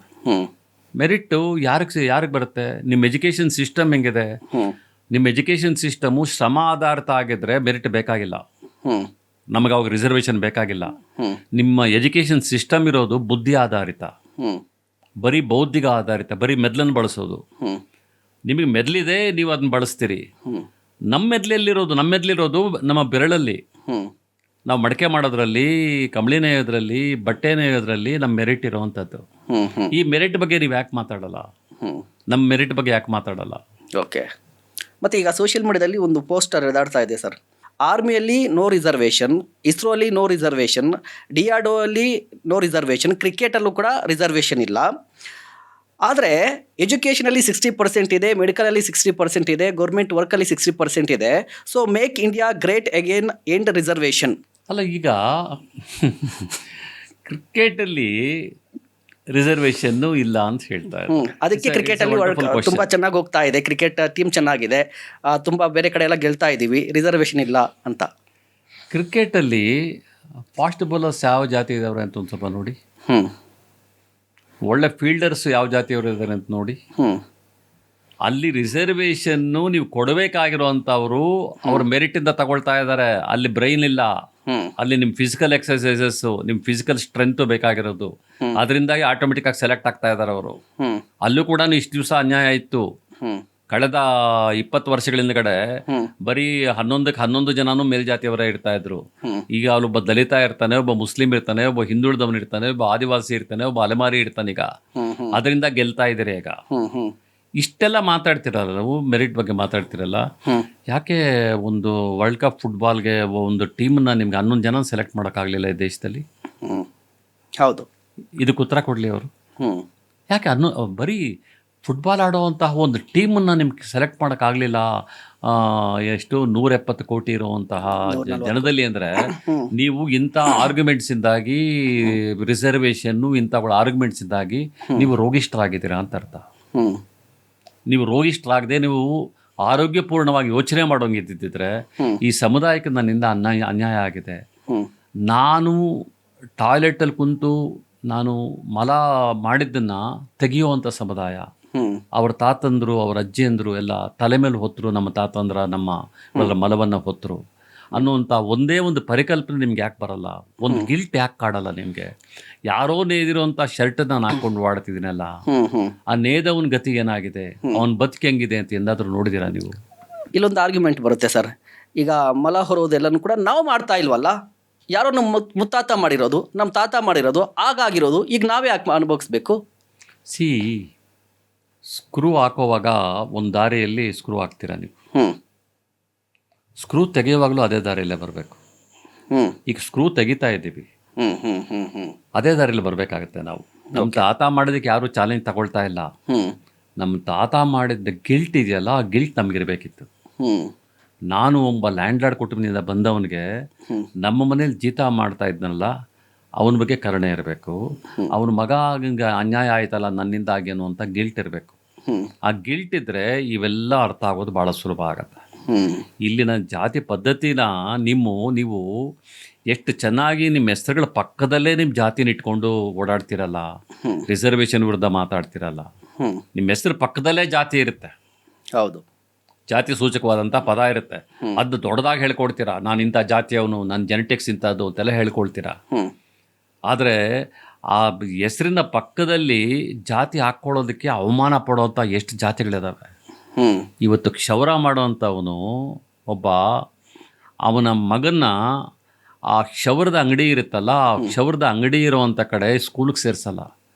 ಯಾಕಂದರೆ ಅವನ ಜೊತೆಯಲ್ಲಿ ಸ್ಕೂಲ್ಗೆ ಹೋಗುವಂಥ ಮಕ್ಕಳು ಕೇಳ್ತಾರೆ ಇವರಪ್ಪ ಕ್ಷೌರ ಮಾಡ್ತಾನೆ ಅಂತ. ಅವನು ಬೇರೆ ಕಾನೂನಲ್ಲಿ ಸೇರಿಸ್ತಾನೆ ಅವನ ಮಗನನ್ನು. ಈ ಸೂಕ್ಷ್ಮಗಳು ಅರ್ಥ ಆಗ್ತಾ ಇದೆಯಾ ನಿಮಗೆ? ಒಬ್ಬ ಬಟ್ಟೆ ಒಗೆಯವನು ಬಟ್ಟೆ ಒಗೆಯೋನು ಇವತ್ತು ಆ ಲ್ಯಾಂಡ್ರೀಸ್ ಬಂದಿದೆ. ಆ ಲಾಂಡ್ರೀಸ್ ಬಂದಾಗ ಈ ಬಟ್ಟೆಗೆ ಒಂದು ಕೆಲಸನೇ ಹೊರ್ಟೋಯ್ತು. ಇಷ್ಟು ವರ್ಷ ನಮಗೆ ಬಟ್ಟೆ ಒಗೆದುಕೊಟ್ಟವನು, ತಾತ ಮುತ್ತಾತರ ಕಾಲದಿಂದ ಬಟ್ಟೆ ಒಗೆದುಕೊಟ್ಟವನು ಇವತ್ತು ಬೀದಿಗೆ ಬಿದ್ದೀನಲ್ಲ ಲಾಂಡ್ರಿ ಬಂದಮೇಲೆ. ಇದು ಅನ್ಯಾಯ ಅಂತೇಳಿ ನಿಮ್ಗೆ ಅನ್ನಿಸ್ದೇ ಇದ್ರೆ ಅಂದರೆ ನಿಮ್ಗೆ ಹೃದಯವಂತಿಕೆನೇ ಇಲ್ವಾ? ಹಂಗಾದ್ರೆ ರಿಸರ್ವೇಷನ್ನು ಭಾಳ ಸರಳವಾಗಿ ಹೇಳುವಂಥದ್ದಲ್ಲ. ಬಾಬಾ ಸಾಹೇಬ್ರು ಇದನ್ನು ಭಾಳ ಆಲೋಚನೆ ಮಾಡಿ ಕೊಟ್ಟಿರುವಂಥದ್ದು ರಿಸರ್ವೇಷನ್ನ. ಬರೀ ರಿಸರ್ವೇಷನ್ನ SC/ST ಕೊಡಲಿಲ್ಲ, OBCಗಳಿಗೆ ಕೊಟ್ಟರು, ಆದಿವಾಸಿಗಳಿಗೆ ಕೊಟ್ಟರು, ಅಲೆಮಾರಿಗಳಿಗೆ ಕೊಟ್ಟರು, ಎಲ್ಲ ಪ್ರಾಣಿ ಪಕ್ಷಿಗಳಿಗೂ ಕೂಡ ಕೊಟ್ಟರು. ಅದಕ್ಕೆ ನಾನು ಯಾವಾಗಲೂ ಒಂದು ಮಾತು ಹೇಳ್ತಾ ಇರ್ತೀನಿ, ರಿಪೀಟೆಡಾಗಿ ಹೇಳ್ತಾ ಇರ್ತೀನಿ, ಸಂವಿಧಾನ ಅದು ಜೀವಕೇಂದ್ರಿತ ಅಂತ. ಒಬ್ಬ ಮನುಷ್ಯ, ಯಾರೇ ಒಬ್ಬ ದೊಡ್ಡ ಸೆಲೆಬ್ರಿಟಿ ಒಂದು ಜಿಂಕೆ ನೋಡಿದ್ರೆ ಅವನು ಜೈಲಿಗೆ ಹೋಗ್ತಾನೆ. ಆ ಜಿಂಕೆ ಯಾರಿಗೂ ಸೇರಿದ್ದಲ್ಲ, ಆದರೆ ಆ ಜಿಂಕೆಗೆ ಬದುಕುವ ಹಕ್ಕನ್ನು ಕೊಡ್ತು ಸಂವಿಧಾನ. ಅದೇ ಸಂವಿಧಾನವೇ ಇವತ್ತು ನಮಗೆ ಮೀಸಲಾತಿನ ಕೊಟ್ಟಿರುವಂಥದ್ದು. ನಿಮ್ಗೆ ಯಾವಾಗ ಜಾತಿ ಪದ್ಧತಿ ಹೋಗುತ್ತೋ ಮೀಸಲಾತಿ ಬೇಕಾಗಿಲ್ಲ, ಯಾರಿಗೂ ಬೇಕಾಗಿಲ್ಲ. ಮೊದಲು ಜಾತಿ ಪದ್ಧತಿನ ತೊಡಗಿಸಿ ಆಮೇಲೆ ಮೀಸಲಾತಿ ಬಗ್ಗೆ ಮಾತಾಡಿ, ಮತ್ತೆ ನಿಮ್ಗೆ ನೈತಿಕತೆ ಇರುತ್ತೆ. ಈಗ ಈಗಿನ ಜನ್ರೇಷನ್ ಬಗ್ಗೆ ಮಾತನಾಡೋದಾದ್ರೆ, ಈಗ ಎಲ್ಲರೂ ಕೂಡ ಹೇಳ್ತಾ ಇದ್ದಾರೆ ನಮ್ಮಲ್ಲಿ ಎಲ್ಲೂ ಕೂಡ ಜಾತಿ ಕಾಣಿಸ್ತಾ ಇಲ್ವಲ್ಲ, ಸಿಟಿಗಳಲ್ಲಿ ಜಾತಿ ಇಲ್ವಲ್ಲ, ಸೊ ಜಾತಿನೇ ಇಲ್ಲ ಅಂತ ಅವರು ವಾದ ಮಾಡ್ತಾ ಇರೋವಂಥದ್ದು. ಅಲ್ಲ, ನಿಮ್ಮ ಹಣೆಗಳ ಮೇಲೆ ಜಾತಿ ಇದೆ, ನಿಮ್ಮ ಹೆಸರಿನ ಪಕ್ಕದಲ್ಲಿ ಜಾತಿ ಇದೆ, ನಿಮ್ಮ ಶರ್ಟ್ ತೆಗೆದು ಒಳಗಡೆ ನೋಡಿದ್ರೆ ಜಾತಿ ಇದೆ, ಹೃದಯ ತೆಗೆದಬೇಕಾಗಿಲ್ಲ, ಶರ್ಟ್ ತೆಗೆದು ನೋಡಿದ್ರೆ ಸಾಕು ಜಾತಿ ಇದೆ. ನೀವು ಯಾವುದಾದ್ರೂ ಒಂದು ಮನೆ ಬಾಡಿಗೆಗೆ ಹೋಗಿದ್ದು ಅಂತ ಹೇಳಿದ್ರೆ ಯಾವ ಜಾತಿ ಅಂತ ನೋಡಿ ಮನೆ ಕೊಡ್ತೀರಾ ನೀವು? ಪ್ರತಿಯೊಂದು ಹಂತದಲ್ಲೂ ಕೂಡ ಜಾತಿ ಇದೆ. ಅವರು ಮನೆ ಕೊಡೋ ಅಂಥವರು ನೀವು ಯಾರ ಪೈಕಿ ಅಂತ ಕೇಳ್ತಾರೆ. ನೀವು ಸಸ್ಯಾಹಾರಿಗಳ ಮಾಂಸಾಹಾರಿಗಳ ಅಂತ ಕೇಳ್ತೀವಿ. ಈಗ ಡೈರೆಕ್ಟ್ ಬೋರ್ಡೇ ಹಾಕಿರ್ತಾರೆ. ಈಗ ಇತ್ತೀಚೆಗೆ ಮಾಂಸಾಹಾರಿಗಳಿಗೆ ಮನೆ ಕೊಡಲಾಗುವುದಿಲ್ಲ ಅಂತ. ಯಾಕೆ? ಮಾಂಸಾಹಾರಿಗಳು ಯಾರಂಗಾದ್ರೆ ಯಾಕೆ ಸಸ್ಯಾಹಾರಿಗಳಿಗೆ ಕೊಡಬೇಕು? ಒಂದು ಆಹಾರದ ಬಗ್ಗೆ ನಿಮಗೆ ಒಂದು ಸ್ಪೋರ್ಟಿವ್ ಆಗಿ ತಗೊಳ್ಳೋವಂತಹ ನಿಮ್ಮ ಹೃದಯ ಇಲ್ವಲ್ಲ, ನಿಮಗೆ ಆಹಾರವನ್ನು ಅಕ್ಸೆಪ್ಟ್ ಮಾಡ್ಕೋಬೇಕಲ್ಲ. ಇನ್ನೊಬ್ಬರ ಆಹಾರವನ್ನು ನೀವು ಗೌರವಿಸ್ಲಿಲ್ಲ ಅಂತ ಹೇಳಿದ್ರೆ ನೀವು ಮನುಷ್ಯರನ್ನ ಹೆಂಗೆ ಗೌರವಿಸ್ತೀರಿ? ಇದು ನಮ್ಮ ಮುಂದೆ ಇರುತ್ತ ಪ್ರಶ್ನೆ. ಹಾಗಾಗಿ ನಾನು ಹೇಳುವಂಥದ್ದು, ನಿಮ್ಮ ಎಲ್ಲ ನಡವಳಿಕೆಗಳಲ್ಲಿ ಜಾತಿಗಳಿರುತ್ತೆ. ನಾನು ನಡವಳಿಕೆ ಅಂತ ಯಾಕೆ ಯೂಸ್ ಮಾಡ್ತಿದ್ದೀನಿ ಅಂತಂದರೆ, ನಾನು 2000ನೇ ಇಸ್ವಿನಲ್ಲಿ ನಾನು ಸೌತ್ ಆಫ್ರಿಕಾಗೆ ಹೋಗಿದ್ದೆ. ಭಾರತನ ನಾನು ರೆಪ್ರೆಸೆಂಟ್ ಮಾಡಿ ಇಲ್ಲಿನ ಜಾತಿ ಪದ್ಧತಿ ಬಗ್ಗೆ ಅಲ್ಲೊಂದು ದೊಡ್ಡ ರೇಷಿಯಲ್ ಕಾನ್ಫರೆನ್ಸ್ ಆಯಿತು. 182 ದೇಶಗಳು ಬಂದಿದ್ವು. ಅಲ್ಲಿ ನಮ್ಮನ್ನು ಕೇಳ್ತಾ ಇದ್ರು, ನೀವು ಜಾತಿನ ಹೆಂಗೆ ಪ್ರೂವ್ ಮಾಡ್ತೀರಾ? ಈಗ ವರ್ಣ ಆದರೆ ಕಪ್ಪಗಿದ್ದಾನೆ, ಕೆಂಪಗಿದ್ದಾನೆ, ಬೆಳ್ಳಗಿದ್ದಾನೆ, ಕಪ್ಪಗಿದ್ದಾನೆ, ಅಥವಾ ಇದು ಕಂದು ಬಣ್ಣ ಇದ್ದಾನೆ, ಹಳದಿ ಬಣ್ಣ ಇದ್ದಾನೆ ಅಂತ ನಾವು ಹೇಳ್ಬೋದು. ಹೌದು. ಜಾತಿನ ಹೆಂಗೆ ಡಿಫೈನ್ ಮಾಡ್ತೀರಾ ಅಂತ ಅವ್ರು ಪ್ರಶ್ನೆ ಕೇಳಿದಾಗ ನಮ್ಗೆ ಉತ್ತರ ಹೇಳೋಕ್ಕೆ ಕಷ್ಟ ಆಗ್ತಾ ಇತ್ತು. ಅನ್ಟಚಬಿಲಿಟಿನ ಹೆಂಗೆ ಅಂತ ಹೇಳಿದ್ರೆ ಹೇಳೋಕೆ ಕಷ್ಟ ಆಗ್ತಾ ಇತ್ತು. ನಾನು ಮತ್ತೆ ಓದ್ಕೊಂಡಾಗ ಅಂಬೇಡ್ಕರ್ ಹೇಳ್ತಾರೆ, how do you define the caste ಅಂತ ಕೇಳಿದ್ರೆ ಥ್ರೂ ಇಸ್ ಆಟಿಟ್ಯೂಡ್ ಅಂತ ಹೇಳ್ತಾರೆ. ಅವನ ನಡವಳಿಕೆಯಿಂದ ಗೊತ್ತಾಗುತ್ತೆ ಅವನ ಜಾತಿ ಅಂತ ಹೇಳ್ತಾರೆ ಅಂಬೇಡ್ಕರ್. ಅಷ್ಟು ಸೂಕ್ಷ್ಮವಾದ್ದು ಜಾತಿ ಪದ್ಧತಿ. ಅಂಥದ್ದನ್ನು ನಾವು ಇವತ್ತು ಅಡ್ರೆಸ್ ಮಾಡದೇ ಇದ್ರೆ ಆ ಸಮಸ್ಯೆನ ನಾವು ಎಲ್ಲಿದ್ದೀವಿ? ಯಾಕೆ ನಮ್ಮ ಎಲ್ಲ ಪ್ರೋಗ್ರೆಸ್ಗೂ ತೊಡಕಾಗ್ತಾ ಇದೆ ಅಂತಂದರೆ ಇಲ್ಲಿರುವಂಥ ಜಾತಿ ಪದ್ಧತಿ. ಯಾಕೆ ಒಬ್ಬ ಒಳ್ಳೆ ಸ್ಪೋರ್ಟ್ಸ್ ಮ್ಯಾನ್ ಬರೋಕ್ಕಾಗ್ತಾ ಇಲ್ಲ ಅಂತ ಹೇಳಿದ್ರೆ ಇಲ್ಲಿರುವಂಥ ಜಾತಿ ಪದ್ಧತಿ. ಯಾಕೆ ಒಬ್ಬ ಲೋಯರ್ ಕ್ಯಾಸ್ಟ್ ಅವನು ಭಾಳ ದೊಡ್ಡ ಪ್ರಮಾಣದಲ್ಲಿ ರಾಜಕಾರಣಕ್ಕೆ ಸಕ್ಸಸ್ ಆಗ್ಲಿಕ್ಕೆ ಆಗ್ತಾ ಇಲ್ಲ ಅಂತ ಕೇಳಿದ್ರೆ ಇಲ್ಲಿರುವಂಥ ಜಾತಿ ಪದ್ಧತಿ. ಇದನ್ನು ಅರ್ಥ ಮಾಡ್ಕೋಬೇಕಲ್ಲ ನಾವು. ಹೌದು. ಮತ್ತು ಮೀಸಲಾತಿ ಸರ್, ಮೀಸಲಾತಿಯನ್ನು ಬಡತನ ನಿರ್ಮೂಲನೆಗಾಗಿ ತಂದ್ರ ಅಥವಾ ಸಾಮಾಜಿಕ ನ್ಯಾಯಕ್ಕಾಗಿ ತಂದ್ರ? ನೋಡಿ, ಮೀಸಲಾತಿ ಅನ್ನುವಂಥದ್ದು ಬಡತನ ನಿರ್ಮೂಲನಾ ಕಾರ್ಯಕ್ರಮ ಅಲ್ಲ. ಅದನ್ನು ಸಾಮಾಜಿಕ ನ್ಯಾಯಕ್ಕೋಸ್ಕರ ತಂದಿರುವಂಥದ್ದು. ನಾನು ಈಗ ನಿಮಗೊಂದು ಸರಳವಾದ ಎಕ್ಸಾಂಪಲ್ ಕೊಟ್ಟು ಹೇಳ್ತೀನಿ. ನೀವು ಮೈಸೂರು ಝೂಗೆ ಹೋಗ್ತೀರಿ. ಝೂನಲ್ಲಿ ಮಾಂಸಾಹಾರಿ ಪ್ರಾಣಿಗಳು ಬೇರೆ ಇದ್ದಾವೆ, ಸಸ್ಯಾಹಾರಿ ಪ್ರಾಣಿಗಳು ಬೇರೆ ಇದ್ದಾವೆ. ಅವನ್ನೆಲ್ಲ ಬೇರೆ ಬೇರೆ ಮೂಲೆಗಳಲ್ಲಿ ಹಾಕಿರ್ತಾರೆ. ಈಗ ಸಸ್ಯಾಹಾರಿ ಪ್ರಾಣಿಗಳನ್ನೆಲ್ಲ ಎಲ್ಲ ಒಂದೇ ಗುಂಪಲ್ವಾ? ಅವೆಲ್ಲ ಒಂದೇ ಗುಂಪು, ಸಸ್ಯಾಹಾರಿಗಳು ಒಂದೇ ಗುಂಪು ತಾನೆ. ಆ ಎಲ್ಲಕ್ಕೂ ಸೇರಿಸ್ಬಿಟ್ಟು ಒಂದೇ ಕಡೆ ಯಾಕೆ ಮೇವಾಕಲ್ಲ? ಯಾಕಂದರೆ ಅಲ್ಲಿ ಆನೆ ಬಲಿಷ್ಠ ಪ್ರಾಣಿ ತಿಂದಾಕತ್ತೆ, ನಿಜ. ಜಿಂಕೆಗೆ ಸಿಗಲ್ಲ, ಮೊಲಕ್ಕೆ ಸಿಗಲ್ಲ. ಇಲ್ಲಿ ಮಾಂಸಾಹಾರಿ ಪ್ರಾಣಿಗಳಲ್ಲಿ ಯಾಕೆ ಒಂದೇ ಕಡೆ ಮಾಂಸ ಹಾಕಲ್ಲ ಎಲ್ರಿಗೂ ಕೂಡ? ಯಾಕಂದರೆ ಅಲ್ಲಿ ಹುಲಿ ಸಿಂಹಗಳು ತಿಂದಾಕ್ತವೆ, ಅಲ್ಲಿರುವಂಥ ನರಿಗಳು, ಪಾಪ ನಾಯಿಗಳು ಅವು ತಿನ್ಲಿಕ್ಕಾಗಲ್ಲ. ಮೀಸಲಾತಿ ಇದೇ ಥರನೇ. ಮೀಸಲಾತಿ ಯಾಕೆ ನಾವು ಕೊಡ್ತಾ ಇದ್ದೀವಿ ಅಂತ ಹೇಳಿದ್ರೆ ಅದು ಬೇರೆ ಬೇರೆ ಕಂಪಾರ್ಟ್ಮೆಂಟ್ಸ್ ಇದೆ. ಸಮಾಜದಲ್ಲಿ ನೀವು ಸಾಮಾಜಿಕ ನ್ಯಾಯನ ತರಬೇಕಾದ್ರೆ ಎಲ್ಲ ಕಂಪಾರ್ಟ್ಮೆಂಟ್ಸ್ನ ಒಡೆದು ಒಂದು ಮಾಡಬೇಕಾದ್ರೆ ಮೊದಲು ಅವರನ್ನು ಬಲಿಷ್ಠನ ಮಾಡಬೇಕಾಗತ್ತೆ, ಸಮಾನರನ್ನಾಗಿ ನೋಡಬೇಕಾಗತ್ತೆ, ಸಮಾನರನ್ನಾಗಿ ಅವ್ರನ್ನ ತಗೊಂಬರ್ಬೇಕಾಗತ್ತೆ. ಆವಾಗ ಅದು ನೀವು ಸಾಮಾಜಿಕ ನ್ಯಾಯದ ಪ್ರಶ್ನೆನ ಅವಾಗ ನಾವು ಎತ್ತಲಿಕ್ಕೆ ಸಾಧ್ಯ ಆಗುತ್ತೆ. ನಾನು ಆಗಲೇ ಹೇಳಿದ್ನಲ್ಲ ಸೋಷಿಯಲ್ ಕ್ಯಾಪಿಟಲ್ ಅಂತ. ಆ ಸೋಷಿಯಲ್ ಕ್ಯಾಪಿಟಲನ್ನು ಬ್ರೇಕ್ ಮಾಡಿ ನಾವು ಈ ಸಮುದಾಯಗಳಿಗೆ ಅವಕಾಶಗಳನ್ನು ಕೊಡಬೇಕಾಗತ್ತೆ, ಅಂದರೆ ಪ್ರಾತಿನಿಧ್ಯವನ್ನು ಕೊಡಬೇಕಾಗತ್ತೆ. ಪ್ರಾತಿನಿಧ್ಯ ಕೊಟ್ಟು 50 ವರ್ಷನೋ 100 ವರ್ಷನೋ ಆಮೇಲೆ ಅವರು ಸರಿ ಹೋಗಲಿಲ್ಲ ಅಂತಂದರೆ ಅವಾಗ ಪ್ರಶ್ನೆ ಕೇಳಿ. ಪ್ರಾತಿನಿಧ್ಯ ಇನ್ನೂ ಆರಂಭನೇ ಆಗಿಲ್ಲ. ಅನೇಕ ಇವತ್ತರೆಗೂ ಕೂಡ ಸುಮಾರು 70ರಿಂದ 80 ಜಾತಿಗಳಿಗೆ ಮೀಸಲಾತಿ ಟೋಕನೇ ಇದು ಏನೋ ಓಪನೇ ಆಗಿಲ್ಲ. ಒಂದು ಸಾರಿನೂ ತಗೊಂಡಿಲ್ಲ ಎಷ್ಟೋ ಜಾತಿಗಳು. ಅಂಥ ಜಾತಿಗಳನ್ನು ನೀವು ಏನು ಮಾಡ್ತೀರಿ? ಎಲ್ಲಿಂದ ಅವ್ರಿಗೆ ಪಾಪ ಅವಕಾಶನ ಕೊಡ್ತೀರಿ? ಸಣ್ಣ ಜಾತಿಗಳು, 15 ಜನ ಇರೋವಂಥದ್ದು ಒಂದು ಜಾತಿ ಇದೆ, 200 ಜನ ಇರೋದು ಒಂದು ಜಾತಿ ಇದೆ, 300 ಜನ ಇರೋದು ಒಂದು ಜಾತಿ ಇದೆ. ಆ ಜಾತಿಗಳನ್ನ ಹೆಂಗೆ ಗುರುತಿಸ್ತೀರಿ? ಮೀಸಲಾತಿ ಕೊಡದೇ ಇದ್ರೆ ಅವ್ರು ಯಾವಾಗ ಬರಬೇಕು? ಇವತ್ತರೆಗೂ ಕೂಡ ಒಂದು ಮಂಡಲ್ ಮೆಂಬರ್ ಆಗಿಲ್ವಲ್ಲ ಪೊಲಿಟಿಕಲ್ ರಿಸರ್ವೇಷನ್ ಬಗ್ಗೆ ಮಾತಾಡೋರು ನಾವು. ಒಂದು ತಾಲೂಕ್ ಬೋರ್ಡ್ ಮೆಂಬರ್ ಆಗ್ಲಿಕ್ಕೆ ಆಗಿಲ್ವಲ್ಲ ಅವ್ರು ಯಾವಾಗ ಹಂಗಾದ್ರೆ ಮೈನ್ ಸ್ಟ್ರೀಮಿಗೆ ಬರೋದು? ತಳ ಸಮುದಾಯಗಳನ್ನು, ದಿಕ್ಕೇಲದ ಸಮುದಾಯಗಳನ್ನು ಮೈನ್ ಸ್ಟ್ರೀಮ್ ತರಲಿಕ್ಕೋಸ್ಕರ ಮೀಸಲಾತಿ ಒಂದು ಟೂಲ್. ಮತ್ತು ಈಗ 75 ವರ್ಷ ಆಯಿತು ಈಗ ಸ್ವತಂತ್ರ ಬಂದು. ಸೊ ಈಗಲೂ ಕೂಡ ನಾವು ಸಾಮಾಜಿಕ ನ್ಯಾಯಕ್ಕಾಗಿಯೇ ಮೀಸಲಾತಿ ಅನ್ನೋದಾದರೆ ಇಷ್ಟು ವರ್ಷಗಳ ಕಾಲ ಸರ್ಕಾರಗಳು ಮಾಡಿದ್ದೇನು? ಸರ್ಕಾರಗಳ ನೀತಿಗಳ ಎಲ್ಲಿ ವೈಫಲ್ಯ ಆಯಿತು ಅಂತ ಅದು ನಾನು ಒಪ್ಕೊಳ್ತೀನಿ. 75 ವರ್ಷ ಭಾಳ ದೀರ್ಘಕಾಲ ಏನಲ್ಲ. ಯಾಕಂದರೆ ಇಲ್ಲಿ ಈ ದೇಶದ ಜಾತಿ ಪದ್ಧತಿಯಿಂದ ಶೋಷಣೆ ಆಗಿರೋಂಥದ್ದು 5,000 ವರ್ಷಗಳು. ಅದರಲ್ಲಿ ನೀವು 75 ವರ್ಷ ಅಂತ ತಗೊಳಕ್ಕೆ ಸಾಧ್ಯವೇ ಇಲ್ಲ. ಅರ್ಥ ಆಯ್ತಾ? ಈಗ 75 ವರ್ಷನೂ ಯಾಕೆ ಆಗಲಿಲ್ಲ ಅಂತ ಹೇಳಿದ್ರೆ ಅವು ಸರಿಯಾಗಿ ಇಂಪ್ಲಿಮೆಂಟ್ ಆಗಲಿಲ್ಲ. ಓಕೆ, ಬಾಬಾ ಸಾಹೇಬರು ಬರೆದಂತಹ ಸಂವಿಧಾನವನ್ನು ನೀವು ಸರಿಯಾಗಿ ಇಂಪ್ಲಿಮೆಂಟ್ ಮಾಡಲಿಲ್ಲ. ಅದು ಇಂಪ್ಲಿಮೆಂಟ್ ಆಗಿದ್ದಿದ್ರೆ ಇಷ್ಟೊತ್ತಿಗೆ ಈ ಸಮುದಾಯಗಳು ಒಂದು ಸ್ಥಾನಕ್ಕೆ ಬಂದ್ಬಿಡ್ತಾ ಇದ್ವು. ಅದು ಇಂಪ್ಲಿಮೆಂಟ್ ಮಾಡೋಕ್ಕಾಗಲಿಲ್ಲ. ಯಾಕೆ ಅಂತ ಕೇಳಿದ್ರೆ ಎಗೈನ್ ನಿಮ್ಮ ಬ್ಯೂರೋಕ್ರಸಿ ಇರುವಂಥದ್ದು ಅಪ್ಪರ್ ಕ್ಯಾಸ್ಟ್. ಹೆಂಗೆ ಅವ್ರು ಇಂಪ್ಲಿಮೆಂಟ್ ಮಾಡ್ತಾರೆ? ಅವ್ರ ಮನಸ್ಸೇ ಇಲ್ವಲ್ಲ, ಈ ಸಮುದಾಯಗಳ ರಿಸರ್ವೇಷನ್ ತಗೊಳ್ಳೋದನ್ನೇ ಮನಸ್ಸಿಲ್ವಲ್ಲ. ಅಂಥದ್ದನ್ನ ಅವ್ರನ್ನ ಹೆಂಗೆ ನಿಮಗೆ ಸಮಾನವಾಗಿ ತರಲಿಕ್ಕಾಗತ್ತೆ? ಹಾಗಾಗಿ ಇಂಪ್ಲಿಮೆಂಟ್ ಮಾಡ್ತಾ ಇರೋಂಥದ್ದು ಕೂಡ ಬ್ಯೂರೋಕ್ರಸಿಯಲ್ಲಿ ಅಪ್ಪರ್ ಕ್ಯಾಸ್ಟ್ ಇರೋದ್ರಿಂದ ಅದು ಸಾಧ್ಯವಾಗ್ತಾ ಇಲ್ಲ. ಮತ್ತು ರಾಜಕಾರಣದಲ್ಲೂ ಕೂಡ ಅಪ್ಪರ್ ಕ್ಯಾಸ್ಟ್ ಡಾಮಿನೆನ್ಸಿ ಇರೋದ್ರಿಂದ ಅದು ಸಾಧ್ಯವಾಗ್ತಾ ಇಲ್ಲ. ಈ ಮೀಸಲಾತಿ ಕುರಿತಂತೆ ದೇಶದಾದ್ಯಂತ ಒಂದು ತಪ್ಪು ಕಲ್ಪನೆ ಇದೆ ಅಂತ ಒಂದು ಚರ್ಚೆ ನಡೀತಾ ಇರುತ್ತೆ. ನಾನು ಆಗಲೇ ನಿಮ್ಗೆ ಹೇಳ್ತಾ ಇದ್ದೆ ಲೀಡಿಂಗ್ ಅಲ್ಲಿನೇ. ತಪ್ಪು ಕಲ್ಪನೆ ಅಂದರೆ ನಿಮಗೆ ಭಾಳ ಸರಳವಾಗಿ ಗೊತ್ತಾಗತ್ತೆ. ನಾನು 90% ತಗೊಂಡಿದ್ದೀನಿ, ನನಗೆ ಸೀಟ್ ಸಿಗಲಿಲ್ಲ. ಅವನು ಬರೀ 75% ತಗೊಂಡು ಅವ್ನಿಗೆ ಸೀಟ್ ಸಿಕ್ಕಿದೆ, ಅದು ತಪ್ಪಲ್ವಾ ಅಂತ ಹೌದು ಅದು ಅವನಿಗನ್ಸುತ್ತೆ. ಆದರೆ ಅವನ ಆಲೋಚನೆ ಮಾಡಬೇಕಾಗಿರೋದೇನು? ನಾನು 90% ತಗೊಳ್ಳೋದಕ್ಕೆ ನಮ್ಮಪ್ಪ ಏನಾಗಿದ್ರು, ಅವನು 75% ತಗೊಳ್ಳೋದಕ್ಕೆ ಅವರಪ್ಪ ಏನಾಗಿದ್ದಾನೆ.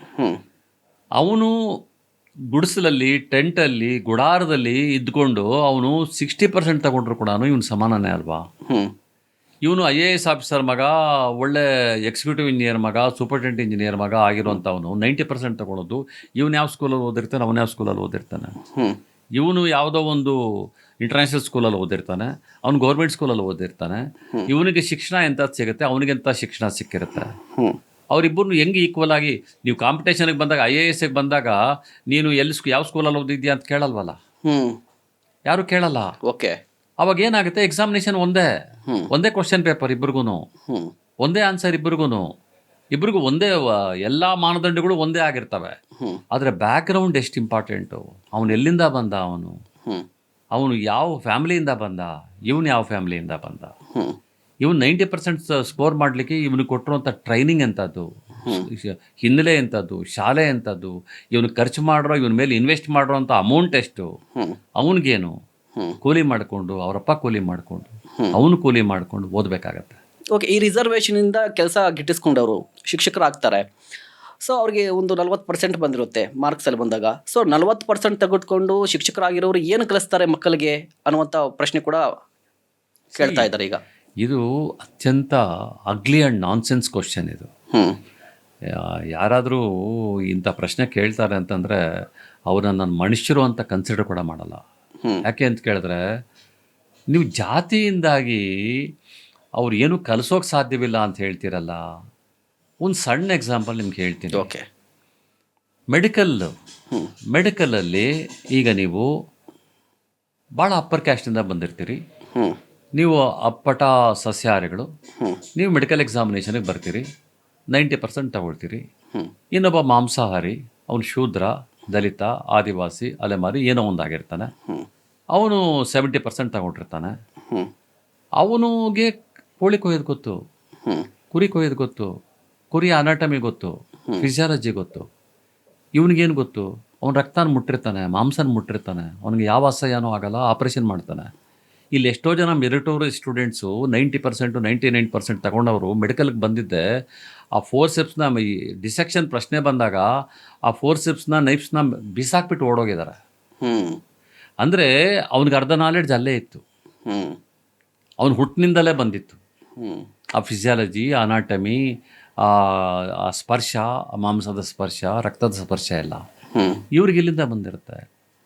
ಒಬ್ಬ ಕೂಲಿಯವನ ಮಗ 24 ಗಂಟೆ ಮಣ್ಣಲ್ಲಿ ಕೆಲಸ ಮಾಡೋವಂಥವನು, ಅವರಪ್ಪ ಇವನು ಕೆಲಸ ಮಾಡೋವಂಥವನು, ಅವನಿಗೆ ಮಣ್ಣಿನ ಗುಣ ಗೊತ್ತಿರುತ್ತೆ. ನೀವು ಮಣ್ಣನ್ನೇ ಮುಟ್ಟದೇ ಇರುವಂಥ ಕುಟುಂಬದಿಂದ ಬಂದಿರುವಂಥವ್ರು, ನೀವು 90% ತಗೊಂಡಿರ್ತೀರ. ನೀವು ಒಳ್ಳೆ ಇಂಜಿನಿಯರ್ ಆಗಬಲ್ಲರ, ಅವನು ಒಳ್ಳೆ ಇಂಜಿನಿಯರ್ ಆಗ್ತಾನ. ಅವ್ನಿಗೆ ಎಕ್ಸ್ಪೀರಿಯನ್ಸ್ ಕಮ್ಮಿ, ಎಜುಕೇಷನ್ ಇದೆ, ನಿಮಗೆ ಬರೀ ಎಜುಕೇಷನ್ ಇದೆ. ಎಜುಕೇಷನ್ನು ಪ್ರಾಕ್ಟಿಕ್ಯಾಲಿಟಿನ ನಿಮಗೆ ತೋರಿಸ್ತಾ ಇದ್ದರೆ ಅದು ಹೆಂಗೆ ಎಜುಕೇಷನ್ ಅಂತ ಕರಿತೀರಿ ನೀವು? ಆ ಪ್ರಾಕ್ಟಿಕ್ಯಾಲಿಟಿನಲ್ಲಿ ನೀವು ಒಂದು ಸ್ವಲ್ಪನೂ ನಿಮ್ಗೆ ಜ್ಞಾನ ಇಲ್ಲದೆ ಇದ್ದರೆ, ಅಂದರೆ ನಿಮಗೆ ಸಹಜ ಜ್ಞಾನ, ಸಾಮಾನ್ಯ ಜ್ಞಾನ ಆ ಮಣ್ಣಿನ ಬಗ್ಗೆ, ಆ ಮಾಂಸದ ಬಗ್ಗೆ ಇಲ್ಲದೆ ಇದ್ದಾಗ ನೀವು ಎಷ್ಟು ಪುಸ್ತಕ ಇಟ್ಕೊಂಡು ಉರು ಹೊಡೆದ್ರು ಏನು? ಇದ್ರ ಮುಂದ್ಗಡೆ ಸ್ವಿಮ್ಮಿಂಗ್ ಪೂಲ್ ಮುಂದ್ಗಡೆ ಕುಂತ್ಕೊಂಡು ನೀವು ಓದ್ಕೊಂಡು ಸ್ವಿಮ್ಮಿಂಗ್ ಮಾಡೋಕ್ಕಾಗತ್ತಾ? ಬರೀ ಪುಸ್ತಕ ಇಟ್ಕೊಂಡು ಹಿಂಗೆ ಸ್ವಿಮ್ ಮಾಡ್ಬೋದು, ಹಿಂಗೆ ಕೈ ಆಡಿಸ್ಬೋದು, ಹಿಂಗೆ ಕಾಲು ಆಡಿಸ್ಬೋದು ಅಂತ ಮಾಡೋಕ್ಕಾಗತ್ತಾ? ಅವ್ನು ನೀರಿಗೆ ಬಿದ್ದಾಗ್ತಾನೆ ಗೊತ್ತಾಗೋದು. ಅವ್ನು ನೀರಲ್ಲಿ ಆಡಿ ಬಂದಿರೋವನು, ಅವ್ನು ಸ್ವಿಮ್ಮಿಂಗ್ ಅಂದ್ರೆ ಗೊತ್ತಿರುತ್ತೆ, ಅವ್ನಿಗೆ ಕಲಿಸೋದು ಸುಲಭ, ಇವನಿಗೆ ಕಲಿಸೋದು ಕಷ್ಟ. ಯಾಕಂದರೆ ನೀರಲ್ಲಿ ಬಿದ್ದೇ ಇಲ್ಲ. ಬರೀ ಪುಸ್ತಕದಲ್ಲಿ ನೀರು ಹೆಂಗಿರುತ್ತೆ, ನೀರನ್ನ ಅಂದರೆ ಎಷ್ಟು, ಅದರ ಇದೇನು, ಅದರ ಫಿಸಿಯಾಲಜಿ ಏನು ಅಂತ ಮಾತಾಡ್ಕೊಂಡು ಬರುವಂಥದ್ದು ಹೆಂಗೆ ಸಾಧ್ಯ ಆಗುತ್ತೆ? ಹೌದು. ಓಕೆ, ಈಗ ಸರ್ ಮೀಸಲಾತಿ ಬಗ್ಗೆ ಮಾತನಾಡ್ತಾ ಇದ್ವಿ. ಈಗ ಮೀಸಲಾತಿ ಇಲ್ಲದ ಭಾರತ ಹೇಗಿರ್ತಿತ್ತು? ಜಸ್ಟ್ ಇಮ್ಯಾಜಿನ್ ಮಾಡ್ಕೊಳ್ಬೋದಾದ್ರೆ, ಹೇಳೋದಾದ್ರೆ ಮೀಸಲಾತಿ ಇಲ್ಲದ ಭಾರತ ಹೇಗಿರ್ತಿತ್ತು? ಮೀಸಲಾತಿ ಇಲ್ಲದ ಭಾರತ ಹೇಗಿರ್ತಿತ್ತು ಅಂತ ಹೇಳಿದ್ರೆ, ನಾವು ಇಲ್ಲಿ ಕುಂತ್ಕೊಂಡು ಮಾತಾಡ್ತಲೇ ಇರಲಿಲ್ಲ, ಇಲ್ಲಿ ಕುಂತ್ಕೊಂಡು ಮಾತಾಡೋಕ್ಕೆ ಆಗ್ತಾ ಇರಲಿಲ್ಲ, ನಾವು ಶರ್ಟ್ ಹಾಕ್ಕೊಳ್ಳೋಂಗಿರಲಿಲ್ಲ, ನಾವು ಇದು ಏನೋ ಎಲ್ಲ ಕೂಲಿ ನಾಲಿ ಮಾಡ್ಕೊಂಡಿರಬೇಕಾಗಿತ್ತು. ಜೀತ ಪದ್ಧತಿ ಹಂಗೆ ಉಳ್ಕೊಳ್ತಾ ಇತ್ತು, ಅಸಮಾನತೆಗಳು ಹಂಗೆ ಉಳಿತಾ ಇತ್ತು. ಮನುಧರ್ಮಶಾಸ್ತ್ರವನ್ನೇ ನಿಮ್ಮ ಲಾ ಆಗಿರ್ತಾ ಇತ್ತು. ಮನುಧರ್ಮಶಾಸ್ತ್ರದಲ್ಲಿ ಯಾರು ಪ್ರಖ್ಯಾತನಾಗಿರ್ತಾನೋ ಅವನೇ ಜಡ್ಜ್ ಆಗಿರ್ತಾ ಇದ್ದ ಅಷ್ಟೇ. ಅಲ್ಲಿ ದುಡಿಯೋವಂಥವ್ರು, ಮಣ್ಣಲ್ಲಿ ದುಡಿಯೋವಂಥವ್ರು ದುಡಿತಲೇ ಇದ್ರು, ಕುಂತ್ಕೊಂಡು ತಿನ್ನುವಂಥವ್ರು ತಿಂತಲೇ ಇದ್ರು ಅಷ್ಟೇ. ಮತ್ತೆ ಈ ಮೀಸಲಾತಿ ಜಾತಿ ವ್ಯವಸ್ಥೆಯನ್ನ ಗಟ್ಟಿಗೊಳಿಸ್ತಾ ಇದೆ ಅಂತ ಆರೋಪ. ಮೀಸಲಾತಿ ಜಾತಿ ಪದ್ಧತಿನ ಹೆಂಗೆ ಗಟ್ಟಿಗೊಳಿಸುತ್ತೆ ನನಗೆ ಅರ್ಥ ಆಗ್ತಾ ಇಲ್ಲಪ್ಪ. ಮೀಸಲಾತಿ ಜಾತಿ ವ್ಯವಸ್ಥೆ ಇನ್ನೂ ಇದೆ ಅಂತ ಪ್ರಶ್ನೆಗೆ ಒಂದು ಉತ್ತರ ಹೇಳಿದೆ. ಮೊದಲು ಜಾತಿ ಬಂತ, ಮೀಸಲಾತಿ ಬಂತ? ಜಾತಿ ಬಂತು. ಜಾತಿಯಿಂದ ಆದ ಅನ್ಯಾಯವನ್ನು ಸರಿಪಡಿಸ್ಲಿಕ್ಕೆ ಮೀಸಲಾತಿ ಬಂತು. ಈಗ ಮೀಸಲಾತಿ ಕೊಡೋದ್ರಿಂದ ಹೆಂಗೆ ಅದು ಜಾತಿ ಪದ್ಧತಿ ಇದಾಗುತ್ತೆ ನನಗೆ ಅರ್ಥ ಆಗ್ತಾ ಇಲ್ಲ. ಜಾತಿ ಪದ್ಧತಿ ಒಂದು ಶಾಲೆಯಲ್ಲಿ ನೀವು ಮೀಸಲಾತಿ ಪಡ್ಕೊಳ್ಳುವಂತಹ ವಿದ್ಯಾರ್ಥಿಗಳಿಗೆ ಒಂದು ಗೌರ್ಮೆಂಟ್ ಶಾಲೆಯಲ್ಲಿ ಟೀಚರ್ ಹೇಳಿದಾಗ ಯಾರ್ಯಾರು ಮೀಸಲಾತಿ ತಗೊಳ್ತೀರಾ ಕೈ ಎತ್ತಿ ಅಂದರೆ ಕೈ ಎತ್ತಲಿಕ್ಕೂ ಹಿಂದೆ ಮುಂದೆ ನೋಡ್ತಾರೆ. ಹೌದು, ಯಾಕಂದರೆ ಅವ್ರಿಗೆ ಅದು ಮುಜುಗರದ ಪ್ರಶ್ನೆ. ಅವ್ರಿಗೆ ಜಾತಿ ಗೊತ್ತಾಗ್ಬಿಡುತ್ತೆ ಅನ್ನೋವಂಥ ಇದು ಆತಂಕ. ಜಾತಿ ಗೊತ್ತಾಗ್ಬಿಟ್ರೆ ನಮ್ಮ ಕಲೀಗ್ಸ್ ನಮ್ಮನ್ನು ಹೆಂಗೆ ನೋಡ್ತಾರೆ ಅಂತ ಹೇಳ್ಬಿಟ್ಟು ಇಂಥ ಮನಸ್ಥಿತಿಗಳು ಇನ್ನು ಮಕ್ಕಳಲ್ಲಿದ್ದಾವಲ್ಲ. ಹಿಂಗಿರೋವಾಗ ನೀವು ಜಾತಿ ಪದ್ಧತಿ ಬಲಿಷ್ಠವಾಗಿಬಿಡುತ್ತೆ ಮೀಸಲಾತಿಯಿಂದ ಅಂತ ಹೇಳೋವಂಥದ್ದು ಇದೆಯಲ್ಲ. ಮೀಸಲಾತಿ ಬರುತ್ತೆ ಅಂತ ಯಾರಾದರೂ ತಲೆ ಮೇಲೆ ಎತ್ಕೊಂಡು ಯಾರಾದರೂ ಕುಣಿದಾಡ್ತಾರ ನನಗೆ ಮೀಸಲಾತಿ ಸಿಕ್ಕಿದೆ ಅಂತ ಹೇಳ್ಬಿಟ್ಟು ಹಿಂದು ಮುಂದೆ ನೋಡ್ತಾರೆ. ಮೀಸಲಾತಿ ತಗೊಳ್ಳೋಕ್ಕೂ ಕೂಡ ಪಾಪ ಹಿಂಜರಿತಾರೆ. ಯಾಕೆ ಅಂತ ಹೇಳಿದ್ರೆ ಸಮಾಜಕ್ಕೆ ಗೊತ್ತಾಗುತ್ತೆ ಇಂಥ ಜಾತಿ ಅಂತ ಹೇಳ್ಬಿಟ್ಟು ಜಾತಿನ ಮರೆಮಾಚ್ತಾ ಇರುತ್ತೆ. ಎಷ್ಟೋ ಸಮುದಾಯಗಳು ಜಾತಿನ ಮರೆಮಾಚ್ತಾ ಇರ್ತಾರೆ ಪಾಪ. ಯಾಕಂದರೆ ಅವಮಾನ ಆಗತ್ತೆ. ಜಾತಿ ಅವಮಾನ ಇದೆಯಲ್ಲ, ಆ ನೋವು ಇದೆಯಲ್ಲ, ಆ ನೋವನ್ನು ಅನುಭವಿಸಿದವರು ಮಾತ್ರ ಅರ್ಥ ಆಗುತ್ತೆ, ಎಲ್ರಿಗೂ ಅರ್ಥ ಆಗ್ಲಿಕ್ಕೆ ಸಾಧ್ಯವಿಲ್ಲ. ಈ ಜಾತಿ ಅನ್ನುವಂಥದ್ದು ಅದು ಒಂದು ದೊಡ್ಡ ಕ್ಯಾನ್ಸರ್ಗಿಂತ ದೊಡ್ಡ ರೋಗ ಅದು ನನ್ನ ಪ್ರಕಾರ. ಇದೇ ವಿಚಾರಕ್ಕೆ ಸಂಬಂಧಪಟ್ಟಂತೆ ಇತ್ತೀಚೆಗೆ ಒಂದು ರೀಲ್ ನೋಡ್ತಾ ಇದೆ ಸರ್. ಫೇಸ್ಬುಕ್ಕಲ್ಲಿ ಬರೋ ರೀಲನ್ನು ನೋಡುವಂಥ ಸಂದರ್ಭದಲ್ಲಿ ಒಬ್ಬ ವ್ಯಕ್ತಿ ಹೇಳ್ತಾ ಇರ್ತಾನೆ, ಅವರು ಎಷ್ಟೇ ಜನ ಬಂದರೂ ಕೂಡ ಉತ್ತರ ಕೊಡ್ತಾ ಇರ್ತಾನಂತೆ, ಏನೇ ಕೇಳಿದ್ರು ಉತ್ತರ ಕೊಡ್ತಾನಂತೆ. ಬಟ್ ಜಾತಿ ಅಂತ ಕೇಳಿದ್ರೆ ಅವ್ನ ಕಾನ್ಫಿಡೆನ್ಸ್ ತುಂಬ ಕಡಿಮೆ ಆಗ್ಬಿಡುತ್ತಂತೆ ಸರ್. ಅದೇ ಅದು ಕಾನ್ಫಿಡೆನ್ಸ್ ಕಡಿಮೆ ಆಗೋದು ತಳಜಾತಿಗಳವರೆಗೆ, ಕಾನ್ಫಿಡೆನ್ಸ್ ಜಾಸ್ತಿ ಆಗೋದು ಮೇಲ್ಜಾತಿಗಳವರೆಗೆ. ಅದನ್ನೇ ನನ್ನ ಸೋಷಿಯಲ್ ಕ್ಯಾಪಿಟಲ್ ಅಂತ ಹೇಳೋದು. ಎದೆ ತುಂಬಿ ನೀವು ಹಣೆಯೆಲ್ಲ ಹಾಕ್ಕೊಂಡು ನಾಮಗಳಾಕ್ಕೊಂಡು ಬೇರೆ ಬೇರೆ ಗಂಧಗಳಾಕ್ಕೊಂಡು ನೀವು ಬಂದು ತೋರಿಸ್ಕೊಳ್ಳೋ ಅಂಥದ್ದು, ನಿಮ್ಮ ಹೆಸರಿನ ಮಧ್ಯದಲ್ಲಿ ಇಟ್ಕೊಳ್ಳೋ, ಹೆಸರಿನ ಪಕ್ಕದಲ್ಲೇ ನಿಮ್ಮ ಜಾತಿನ ಇಟ್ಕೊಳ್ಳೋ ಅಂಥದ್ದು, ನಿಮ್ಮ ತಲೆಯನ್ನು ಬೋಡಿಸ್ಕೊಂಡು ಹಿಂದ್ಗಡೆ ಜುಟ್ಟು ಬಿಟ್ಕೊಂಡು ಇನ್ನೇನೋ ಒಂದು ಸಿಂಬಲ್ ಇಟ್ಕೊಂಡು ನೀವು ಜಾತಿಗಳನ್ನು ಪ್ರದರ್ಶನ ಮಾಡೋ ಅಂಥದ್ದು, ಅದು ಹೆಂಗಾಗತ್ತೆ? ಓಪನ್ ಆಗಿ ನೀವು ಜಾತಿನ ಅಷ್ಟು ಕ್ಲೀನಾಗಿ ಪ್ರದರ್ಶನ ಮಾಡ್ಕೊಳ್ತೀರಲ್ಲ, ಅದು ನಿಮಗೆ ಮೇಲರಿಮೆ. ತಳಜಾತಿಗಳಿಗೆ ತನ್ನ ಜಾತಿನ ಹೇಳ್ಕೊಳ್ಳುವಂಥದ್ದೇ ಕೀಳರಿಮೆ. ಅವನು ನೋಡೋ ರೀತಿನೇ ಬೇರೆ. ಇವತ್ತಿಗೂ ಕೂಡ ಜಾತಿ ಪದ್ಧತಿ ಇಲ್ಲ ಅಂತ ಹೇಳ್ತಾರಲ್ಲ, ಅವ್ರಿಗೆ ಅರ್ಥ ಆಗಬೇಕು ಜಾತಿ ಹೊಸ ಆವಿಷ್ಕಾರಗಳನ್ನು ತಗೊಳ್ತಾ ಇದೆ. ನಿಮ್ಮ ಒಬ್ಬ ಮನೆ ಕರ್ಕೊಂಡು ಹೋಗ್ತಾನೆ ನಿಮ್ಮನ್ನು, ನೀವೊಬ್ಬ ದಲಿತ ಅಂತ ಗೊತ್ತಿರುತ್ತೆ, ಅವನೇನು ಹೇಳ್ತಾನೆ, ಅವ್ರ ಮನೇಲಿ ಡೈನಿಂಗ್ ಟೇಬಲ್ ಮೇಲೆ ನಿಮ್ಗೆ ಊಟ ಇಡ್ತಾನೆ. ಊಟ ಎಲ್ಲ ಮಾಡಿದ್ಮೇಲೆ ನಾವೀಗೆಲ್ಲ ದಲಿತ ಅಂತ ನೋಡಲ್ಲ, ನಾವೆಲ್ಲ ಇದೇ ಮಾಡಲ್ಲ ಅಂತ ಹೇಳ್ತಾನೆ. ಅದ್ರ ಅರ್ಥ ಏನು? ನಾವು ನೋಡಿ ಮೊದ್ಲಿದ್ದಂಗೆ ಇಲ್ಲ, ನಾವೀಗ ಪ್ರೋಗ್ರೆಸ್ ಆಗಿಬಿಟ್ಟಿದ್ದೀವಿ, ನಿಮಗೂ ನೋಡಿ ನಮ್ಮ ಮನೇಲಿ ನೀವು ತಟ್ಟೆ ಕೊಟ್ಟು ಊಟ ಮಾಡಿಸಿದ್ವಿ ಅಂತ ಹೇಳ್ತಾರೆ. ಅದೇನದು? ಜಾತಿ ಅಲ್ವಾ ಅದು? ಹೌದು. ಹಂಗೆ ಹೇಳುವಂಥದ್ರಲ್ಲೇ ಜಾತಿ ಇದೆ ಅಂತ ಅನ್ಸಲ್ವಾ ನಿಮಗೆ? ಹೌದು. ಅಷ್ಟು ಸೂಕ್ಷ್ಮಜ್ಞತೆ ಇಲ್ಲದೆ ಇದ್ರೆ ಹೇಗೆ ನಮಗೆ? ಇದನ್ನು ನಾವು ಅಡ್ರೆಸ್ ಮಾಡಬೇಕು. ಓಕೆ. ಮತ್ತು ಈ ಮೀಸಲಾತಿಯನ್ನು ಕೇವಲ ಒಂದೇ ಕುಟುಂಬ ತಲೆತಲೆಮಾಂತರವರೆಗೆ ಪಡೆದುಕೊಳ್ಳೋದು ಎಷ್ಟು ಸರಿ ಅಂತ ಒಂದು ಪ್ರಶ್ನೆ. ಒಂದೇ ಕುಟುಂಬ ಮೀಸಲಾತಿಯನ್ನು ಪದೇ ಪದೇ ಪಡ್ಕೊಳ್ತಾ ಇದೆ ಅನ್ನೋಂಥ ಆರೋಪ ಎಷ್ಟು ಸತ್ಯ? ಅದಕ್ಕೆ 2 ಆನ್ಸರ್ಗಳಿದಾವೆ. ಒಂದು, ಅವರು ಬಿಟ್ಕೊಡ್ಬೇಕು ಅಂತ ಹೇಳ್ತಾರಲ್ಲ ಇವರು, 4-6 ಸಮುದಾಯಗಳ ನಂತರ ಮೀಸಲಾತಿ ಬಿಟ್ಕೊಡ್ಬೇಕು ಅಂತ, ಅದನ್ನು ನಾನು ಕೂಡ ಒಪ್ಕೊಳ್ತೀನಿ. ಎರಡನೇದು, ಮೀಸಲಾತಿ ಕೊಡ್ತಾ ಇರೋಂಥದ್ದು ನಿಮ್ಮ ತಲೆಮಾರುಗಳಿಗಲ್ಲ, ನಿಮ್ಮ ಜಾತಿಗೆ. ನಿಮ್ಮ ಜಾತಿಯ ಕಳಂಕ ಎಲ್ಲಿವರೆಗೂ ಇರುತ್ತೋ ಅಲ್ಲಿವರೆಗೂ ಮೀಸಲಾತಿ ಕೊಡಬೇಕಾಗತ್ತೆ. ಯಾಕಂದರೆ ಇಲ್ಲಿ ಬಡತನ ಶ್ರೀಮಂತಿಕೆ ಅಲ್ಲ ಇಲ್ಲಿ ಪ್ರಶ್ನೆ. ಇಲ್ಲಿ ಜಾತಿಯ ಬಡತನ ಬೇರೆ, ಆರ್ಥಿಕ ಬಡತನ ಬೇರೆ. ಅಂದರೆ ಸೋಷಿಯಲ್ ಪಾವರ್ಟಿಗೂ ಎಕನಾಮಿಕಲ್ ಪಾವರ್ಟಿಗೂ ಡಿಫರೆನ್ಸ್ ಇದೆ. Social poverty it's A permanent, ಅದು ತೆಗಿಲಿಕ್ಕಾಗೋದೇ ಇಲ್ಲ. ನೀವು ಎಕನಾಮಿಕಲಿ ಎಷ್ಟು ಶ್ರೀಮಂತರಾಗಿದ್ರು ಕೂಡ ಅದು ನೀವು ಆ ಪಾವರ್ಟಿ ಇದ್ದೇ ಇರುತ್ತೆ. ಯಾಕಿರುತ್ತೆ ಅಂತ ನಾನು ಹೇಳ್ತೀನಿ ಅಂದರೆ, ಎಕ್ಸಾಂಪಲ್ ಹೇಳಬೇಕಾದ್ರೆ, ಇಲ್ಲೊಬ್ಬ ಎಕ್ಸಿಕ್ಯೂಟಿವ್ ಇಂಜಿನಿಯರು ಒಬ್ಬ ದಲಿತ ಇರ್ತಾನೆ.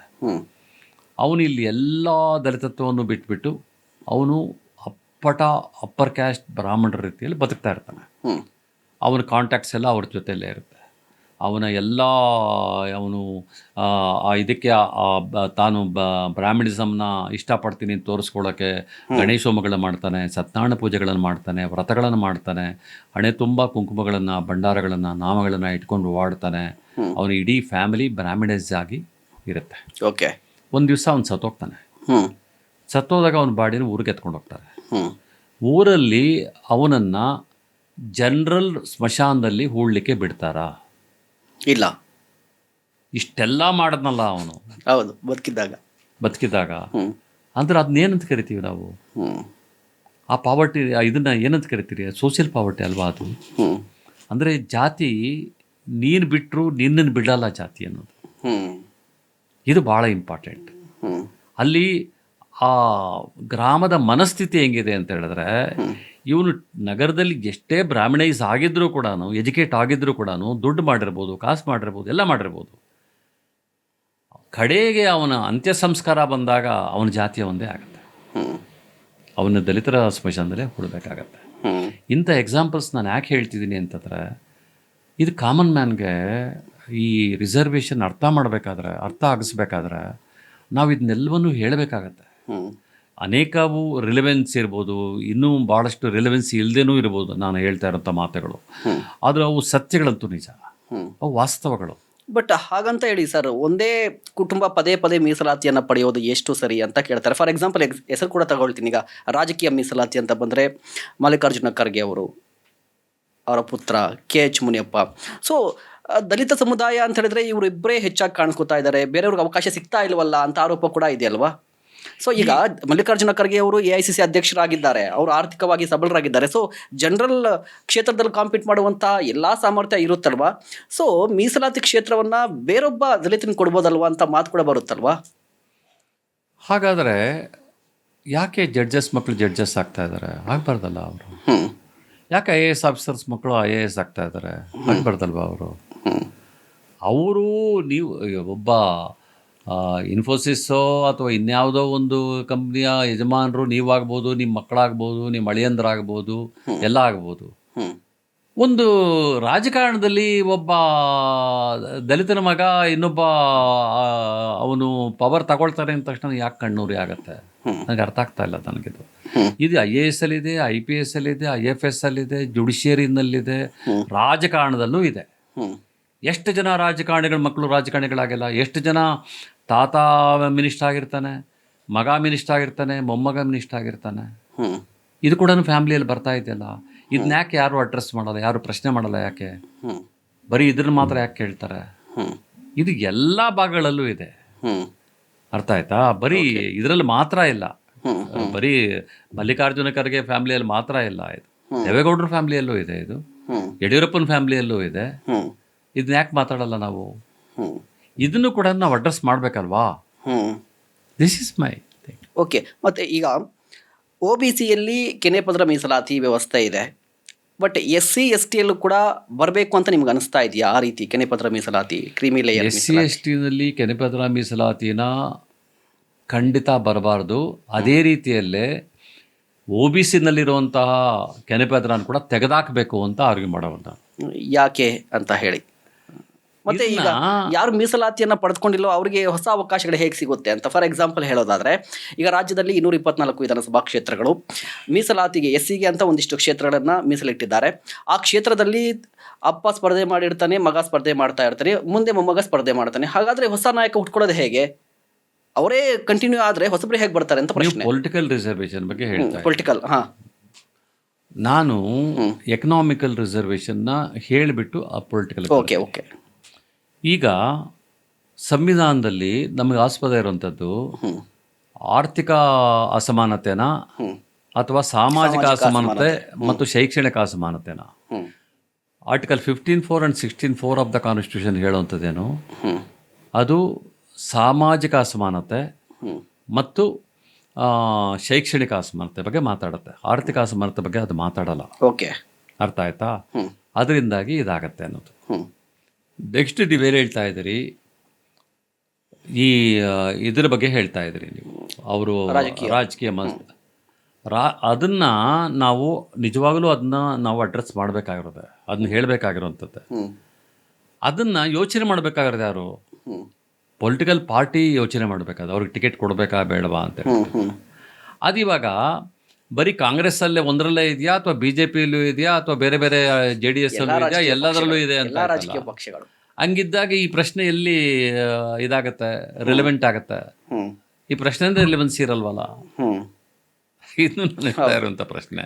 ಅದು ಬರೀ ಮಲ್ಲಿಕಾರ್ಜುನ ಖರ್ಗೆ ಮಗ ಮಾತ್ರ ಆಗಿದ್ದಾನೆ ಅಂತ ಅನ್ನೋದಾದ್ರೆ, ದೇವೇಗೌಡರ ಮಕ್ಕಳ ಬಗ್ಗೆ ಏನು ಹೇಳ್ತೀರಿ? ಯಡಿಯೂರಪ್ಪನವರ ಮಕ್ಕಳ ಬಗ್ಗೆ ಏನು ಹೇಳ್ತೀರಿ? ಬೇರೆ ಬೇರೆ ರಾಜಕಾರಣಿಗಳಿದಾರಲ್ಲ, ಸುಮಾರು ಜನ ರಾಜಕಾರಣಿಗಳಿದ್ದಾರೆ, ಅವ್ರ ಮಕ್ಕಳ ಬಗ್ಗೆ ಎಲ್ಲ ಏನು ಹೇಳ್ತೀರಿ? ಪ್ರತಿಯೊಬ್ಬರು ಅದನ್ನೇ ಮಾಡ್ತಾ ಇದಾರಲ್ಲ. ಹಂಗಿದ್ದಾಗ ಪೊಲಿಟಿಕಲ್ ಪಾರ್ಟಿಯ ಡಿಸಿಷನ್ ತಗೋಬೇಕು. ಅವ್ರ ತಂದೆ ಕೊಟ್ಟಿದ್ದೀವಿ, ನಾವು ಮಗನಿಗೆ ಕೊಡಬಾರ್ದು, ತಂದೆಯಿಂದಾಗ ಮನೆ ಕೊಡ್ಬೋದು. ಡೆಮೋಕ್ರಸಿ ಇದನ್ನು ಫಾಲೋ ಮಾಡಬೇಕು ಅನ್ನೋ ಇನ್ನೊಬ್ಬ ಕಾರ್ಯಕರ್ತನಿಗೆ ಅದರಿಂದ ಅನ್ಯಾಯ ಆಗುತ್ತೆ ಅನ್ನೋದನ್ನು ಅವ್ರ ಮನಸ್ಸಿಗೆ ಪೊಲಿಟಿಕಲ್ ಪಾರ್ಟಿಗೆ ಬರಬೇಕು. ಅಟ್ ದ ಸೇಮ್ ಟೈಮ್ ಆ ಲೀಡರ್ಗಳಿಗೂ ಬರಬೇಕು. ಕರೆಕ್ಟ್, ಲೀಡರ್ಗಳು ಕೂಡ ಬರಬೇಕು, ಅದು ಬರುತ್ತೆ. ಮತ್ತು ನಾರ್ಮಲ್ ಆಗಿ ಈಗ ದಲಿತ ಸಮುದಾಯಕ್ಕೆ ಸೇರಿರುವಂಥ ಒಬ್ಬ ನಾಯಕ ಯಾವುದೋ ಒಂದು ಹಳ್ಳಿಗೆ ಹೋಗ್ತಾನೆ, ಆ ಹಳ್ಳಿಯಲ್ಲಿ ಜಾತಿ ವ್ಯವಸ್ಥೆ ಇರುತ್ತೆ. ಆ ನಾಯಕ ಹೋದಾಗ ಮೇಲ್ವರ್ಗದ ಮನೆಗೆ ಆತನನ್ನು ಕರ್ಕೊಂಡು ಹೋಗ್ತಾರೆ, ಅದೇ ಊರಲ್ಲಿರುವಂಥ ದಲಿತರನ್ನ ಆ ಮನೆಗೆ ಕರ್ಕೊಂಡು ಹೋಗಲ್ಲ. ಸೊ ಇದನ್ನು ಯಾವ ರೀತಿ ನೋಡ್ತೀರಿ? ಇಲ್ಲಿ ಏನು ಹೇಗೆ ನೋಡ್ತೀರಿ ಅನ್ನೋದು ಅರ್ಥ ಆಗ್ತದೆ. ಎಗೈನ್ ಅದೇ ಇಟ್ಸ್ ಎ ಟೆಂಪರರಿ ಥಿಂಗ್. ಅದು ಆ ನಾಯಕನಿಗೆ ಒಂದು ಪವರ್ ಇರುತ್ತೆ ಅನ್ನೋ ಕಾರಣಕ್ಕೋಸ್ಕರ, ಅವ್ರಿಗೊಂದು ಸ್ವಾರ್ಥ ಇರುತ್ತೆ ಅನ್ನೋ ಕಾರಣಕ್ಕೋಸ್ಕರ ಅದನ್ನ ಕರ್ಕೊಂಡು ಹೋಗೋವ್ರಿಗೆ ಅವ್ರನ್ನ ಕರ್ಕೊಂಡು ಹೋಗ್ತಾರೆ, ಆ ಲೀಡರ್ನ ಕರ್ಕೊಂಡು ಹೋಗ್ತಾರೆ. ಅವರಿಂದ ಲಾಭಗಳಾಗ್ಬೋದು, ಏನೋ ಎಕನಾಮಿಕ್ ಇದಾಗ್ಬೋದು, ಪೊಲಿಟಿಕಲ್ ಲಾಭಗಳಾಗ್ಬೋದು, ಬೇರೆ ಇನ್ಯಾವುದೋ ಒಂದು ಎಂಪ್ಲಾಯ್ಮೆಂಟ್ ಸಿಗ್ಬೋದು, ಇನ್ನೇನೋ ಒಂದು ಅವ್ರಿಗೆ ಒಂದು ಲಾಭ ಸಿಗ್ಬೋದು ಅನ್ನೋ ಕಾರಣಕ್ಕೋಸ್ಕರ ಕರ್ಕೊಂಡು ಹೋಗ್ತಾರೆ. ಅಲ್ಲಿರೋ ದಲಿತರನ್ನ ಕರ್ಕೊಂಡು ಹೋದ್ರೆ ಯಾರಿಗೂ ಲಾಭ ಇದೆ? ಯಾರಿಗೂ ಲಾಭ ಇಲ್ಲ. ಪವರ್ ಇದ್ರೆ ಜಾತಿ ಬೇಕಾಗಿಲ್ಲ ಅಂತ. ಆಮೇಲೆ ಅನೇಕ ಮನೆಗಳಲ್ಲಿ ನನಗೆ ಗೊತ್ತಿದ್ದಂಗೆ ಕರ್ಕೊಂಡೋಗಿ ಬಂದ ನಂತರ ಮನೆನ ಶುದ್ಧಿ ಮಾಡ್ತಾರೆ. ಪಂಚಗವ್ಯ ಹಾಕಿ ಇದನ್ನೆಲ್ಲ ಹಾಕಿ ಶುದ್ಧಿ ಮಾಡ್ತಾರೆ ಮನೆನ. ಇದು ಕೂಡ ನಡೆಯುತ್ತೆ, ಅದು ಕೂಡ ಸತ್ಯನೇ. ಆಮೇಲೆ ಅದು ಅವಕಾಶವಾದಿತನ ಅಷ್ಟೇ. ಓಕೆ, ಆ ಸಂದರ್ಭಕ್ಕೆ ನಾವು ಅವ್ರನ್ನ ಪ್ಲೀಸ್ ಮಾಡಬೇಕು, ಕರ್ಕೊಂಡು ಹೋಗ್ಬೇಕು. ಅವ್ರನ್ನ ಪ್ಲೀಸ್ ಮಾಡೋದ್ರ ಮೂಲಕ ನಮಗಿಂತ ಲಾಭಗಳನ್ನ ಪಡ್ಕೋಬೇಕು ಅನ್ನೋದಿರುತ್ತೆ ಹೊರತು ಅದು ಜಾತಿನ ನಾವು ಭಾಳ ಪ್ರೋಗ್ರೆಸಿವ್ ಆಗಿಬಿಟ್ಟಿದೀವಿ, ಅವ್ರನ್ನ ಕರ್ಕೊಂಡು ಹೋಗ್ಬಿಡ್ತಿದೀವಿ ಅಂತಲ್ಲ. ಅವರು ಮನೆ ಒಳಗಡೆ ಬಿಟ್ಕೊಂಡಿದ್ದಾರೆ, ಮನಸ್ಸು ಒಳಗಡೆ ಅಲ್ಲ. It's right word. ಕ್ಲಿಯರ್ ಆಗಿ ಮನೆ ಒಳಗಡೆ ಬಿಟ್ಕೊಂಡಿದ್ದಾರೆ, ಮನಸ್ಸೊಳಗಡೆ ಅಲ್ಲ. You are right, correct. ಮತ್ತೆ ಮೀಸಲಾತಿ ವ್ಯವಸ್ಥೆಯಲ್ಲಿ ಏನಾದರೂ ಸುಧಾರಣೆ ಆಗಬೇಕು ಅಂತ ನಿಮ್ಗೆ ಈಗಲೂ ಕೂಡ ಅನಿಸ್ತಾ ಇದೆಯಾ? ಇನ್ನೂ ಸುಧಾರಣೆ ಆಗುವ ಅವಶ್ಯಕತೆ ಇದೆ ಮೀಸಲಾತಿ? ಖಂಡಿತ. ಏನಂತ ಹೇಳ್ಬೋದು? ಮೀಸಲಾತಿ ಇದರಲ್ಲಿ ಬಹಳ ಪ್ರಮುಖವಾಗಿ ಕಾರ್ಪೊರೇಟ್ ಸೆಕ್ಟರ್ಸಲ್ಲಿ ಮೀಸಲಾತಿ ಬೇಕು. ಈಗ ಪ್ರೈವೇಟ್ ಸೆಕ್ಟರ್ಸು ನಾವೇನು ಕರಿತಿದ್ದೀವಿ ಅದ್ರಲ್ಲಿ ಮೀಸಲಾತಿ ಬೇಕು. ಯಾಕೆ ಅಂತ ಕೇಳಿದ್ರೆ ಮೀಸಲಾತಿ ಇಲ್ಲದೆ ಅಲ್ಲಿ ಎಗೈನಲ್ಲಿ ಒಂದು ಅಪ್ಪರ್ ಕ್ಯಾಸ್ಟ್ಗಳನ್ನ ಒಂದು ಅಗ್ರಹಾರಗಳಾಗ್ತಾ ಇದ್ದಾವೆ ಅವು. ಈಗ ನೀವು ಇನ್ಫೋಸಿಸ್ ತಗೊಳ್ಳಿ ಅಥವಾ ಬೇರೆ ಇನ್ಯಾವುದೇ ಕಂಪ್ನಿಗಳನ್ನು ತಗೊಳ್ಳಿ, ಅಗ್ರಹಾರಗಳಾಗ್ತಾ ಇದ್ದಾವೆ. ಅಲ್ಲಿ ಜಾತಿ ಮತ್ತೆ ಹರಳುಗಟ್ತಾ ಇದೆ. ಅಲ್ಲಿ ಲೋಯರ್ ಕಮ್ಯುನಿಟೀಸ್ಗೆ ಅವಕಾಶಗಳಿಲ್ದಂಗೆ ಆಗ್ತಾ ಇದೆ. ಲೋಯರ್ ಕಮ್ಯುನಿಟಿಗಳಿಗೆ ಅವಕಾಶಗಳನ್ನೇ ಕೊಡದೆ ಅವ್ರಿಗೆ ಮೆರಿಟ್ ಇಲ್ಲ ಅಂತ ಡಿಸೈಡ್ ಮಾಡೋದು ಎಷ್ಟು ಕ್ರೂರವಾದಲ್ವಾ? ಅವ್ರಿಗೆ ಅವಕಾಶ ಕೊಟ್ಟು ಅವರು ಕೆಲಸ ಮಾಡದೇ ಇದ್ದರೆ ಅವ್ರಿಗೆ ಮೆರಿಟ್ ಇಲ್ಲ ಅಂತ ಹೇಳ್ಬೋದು.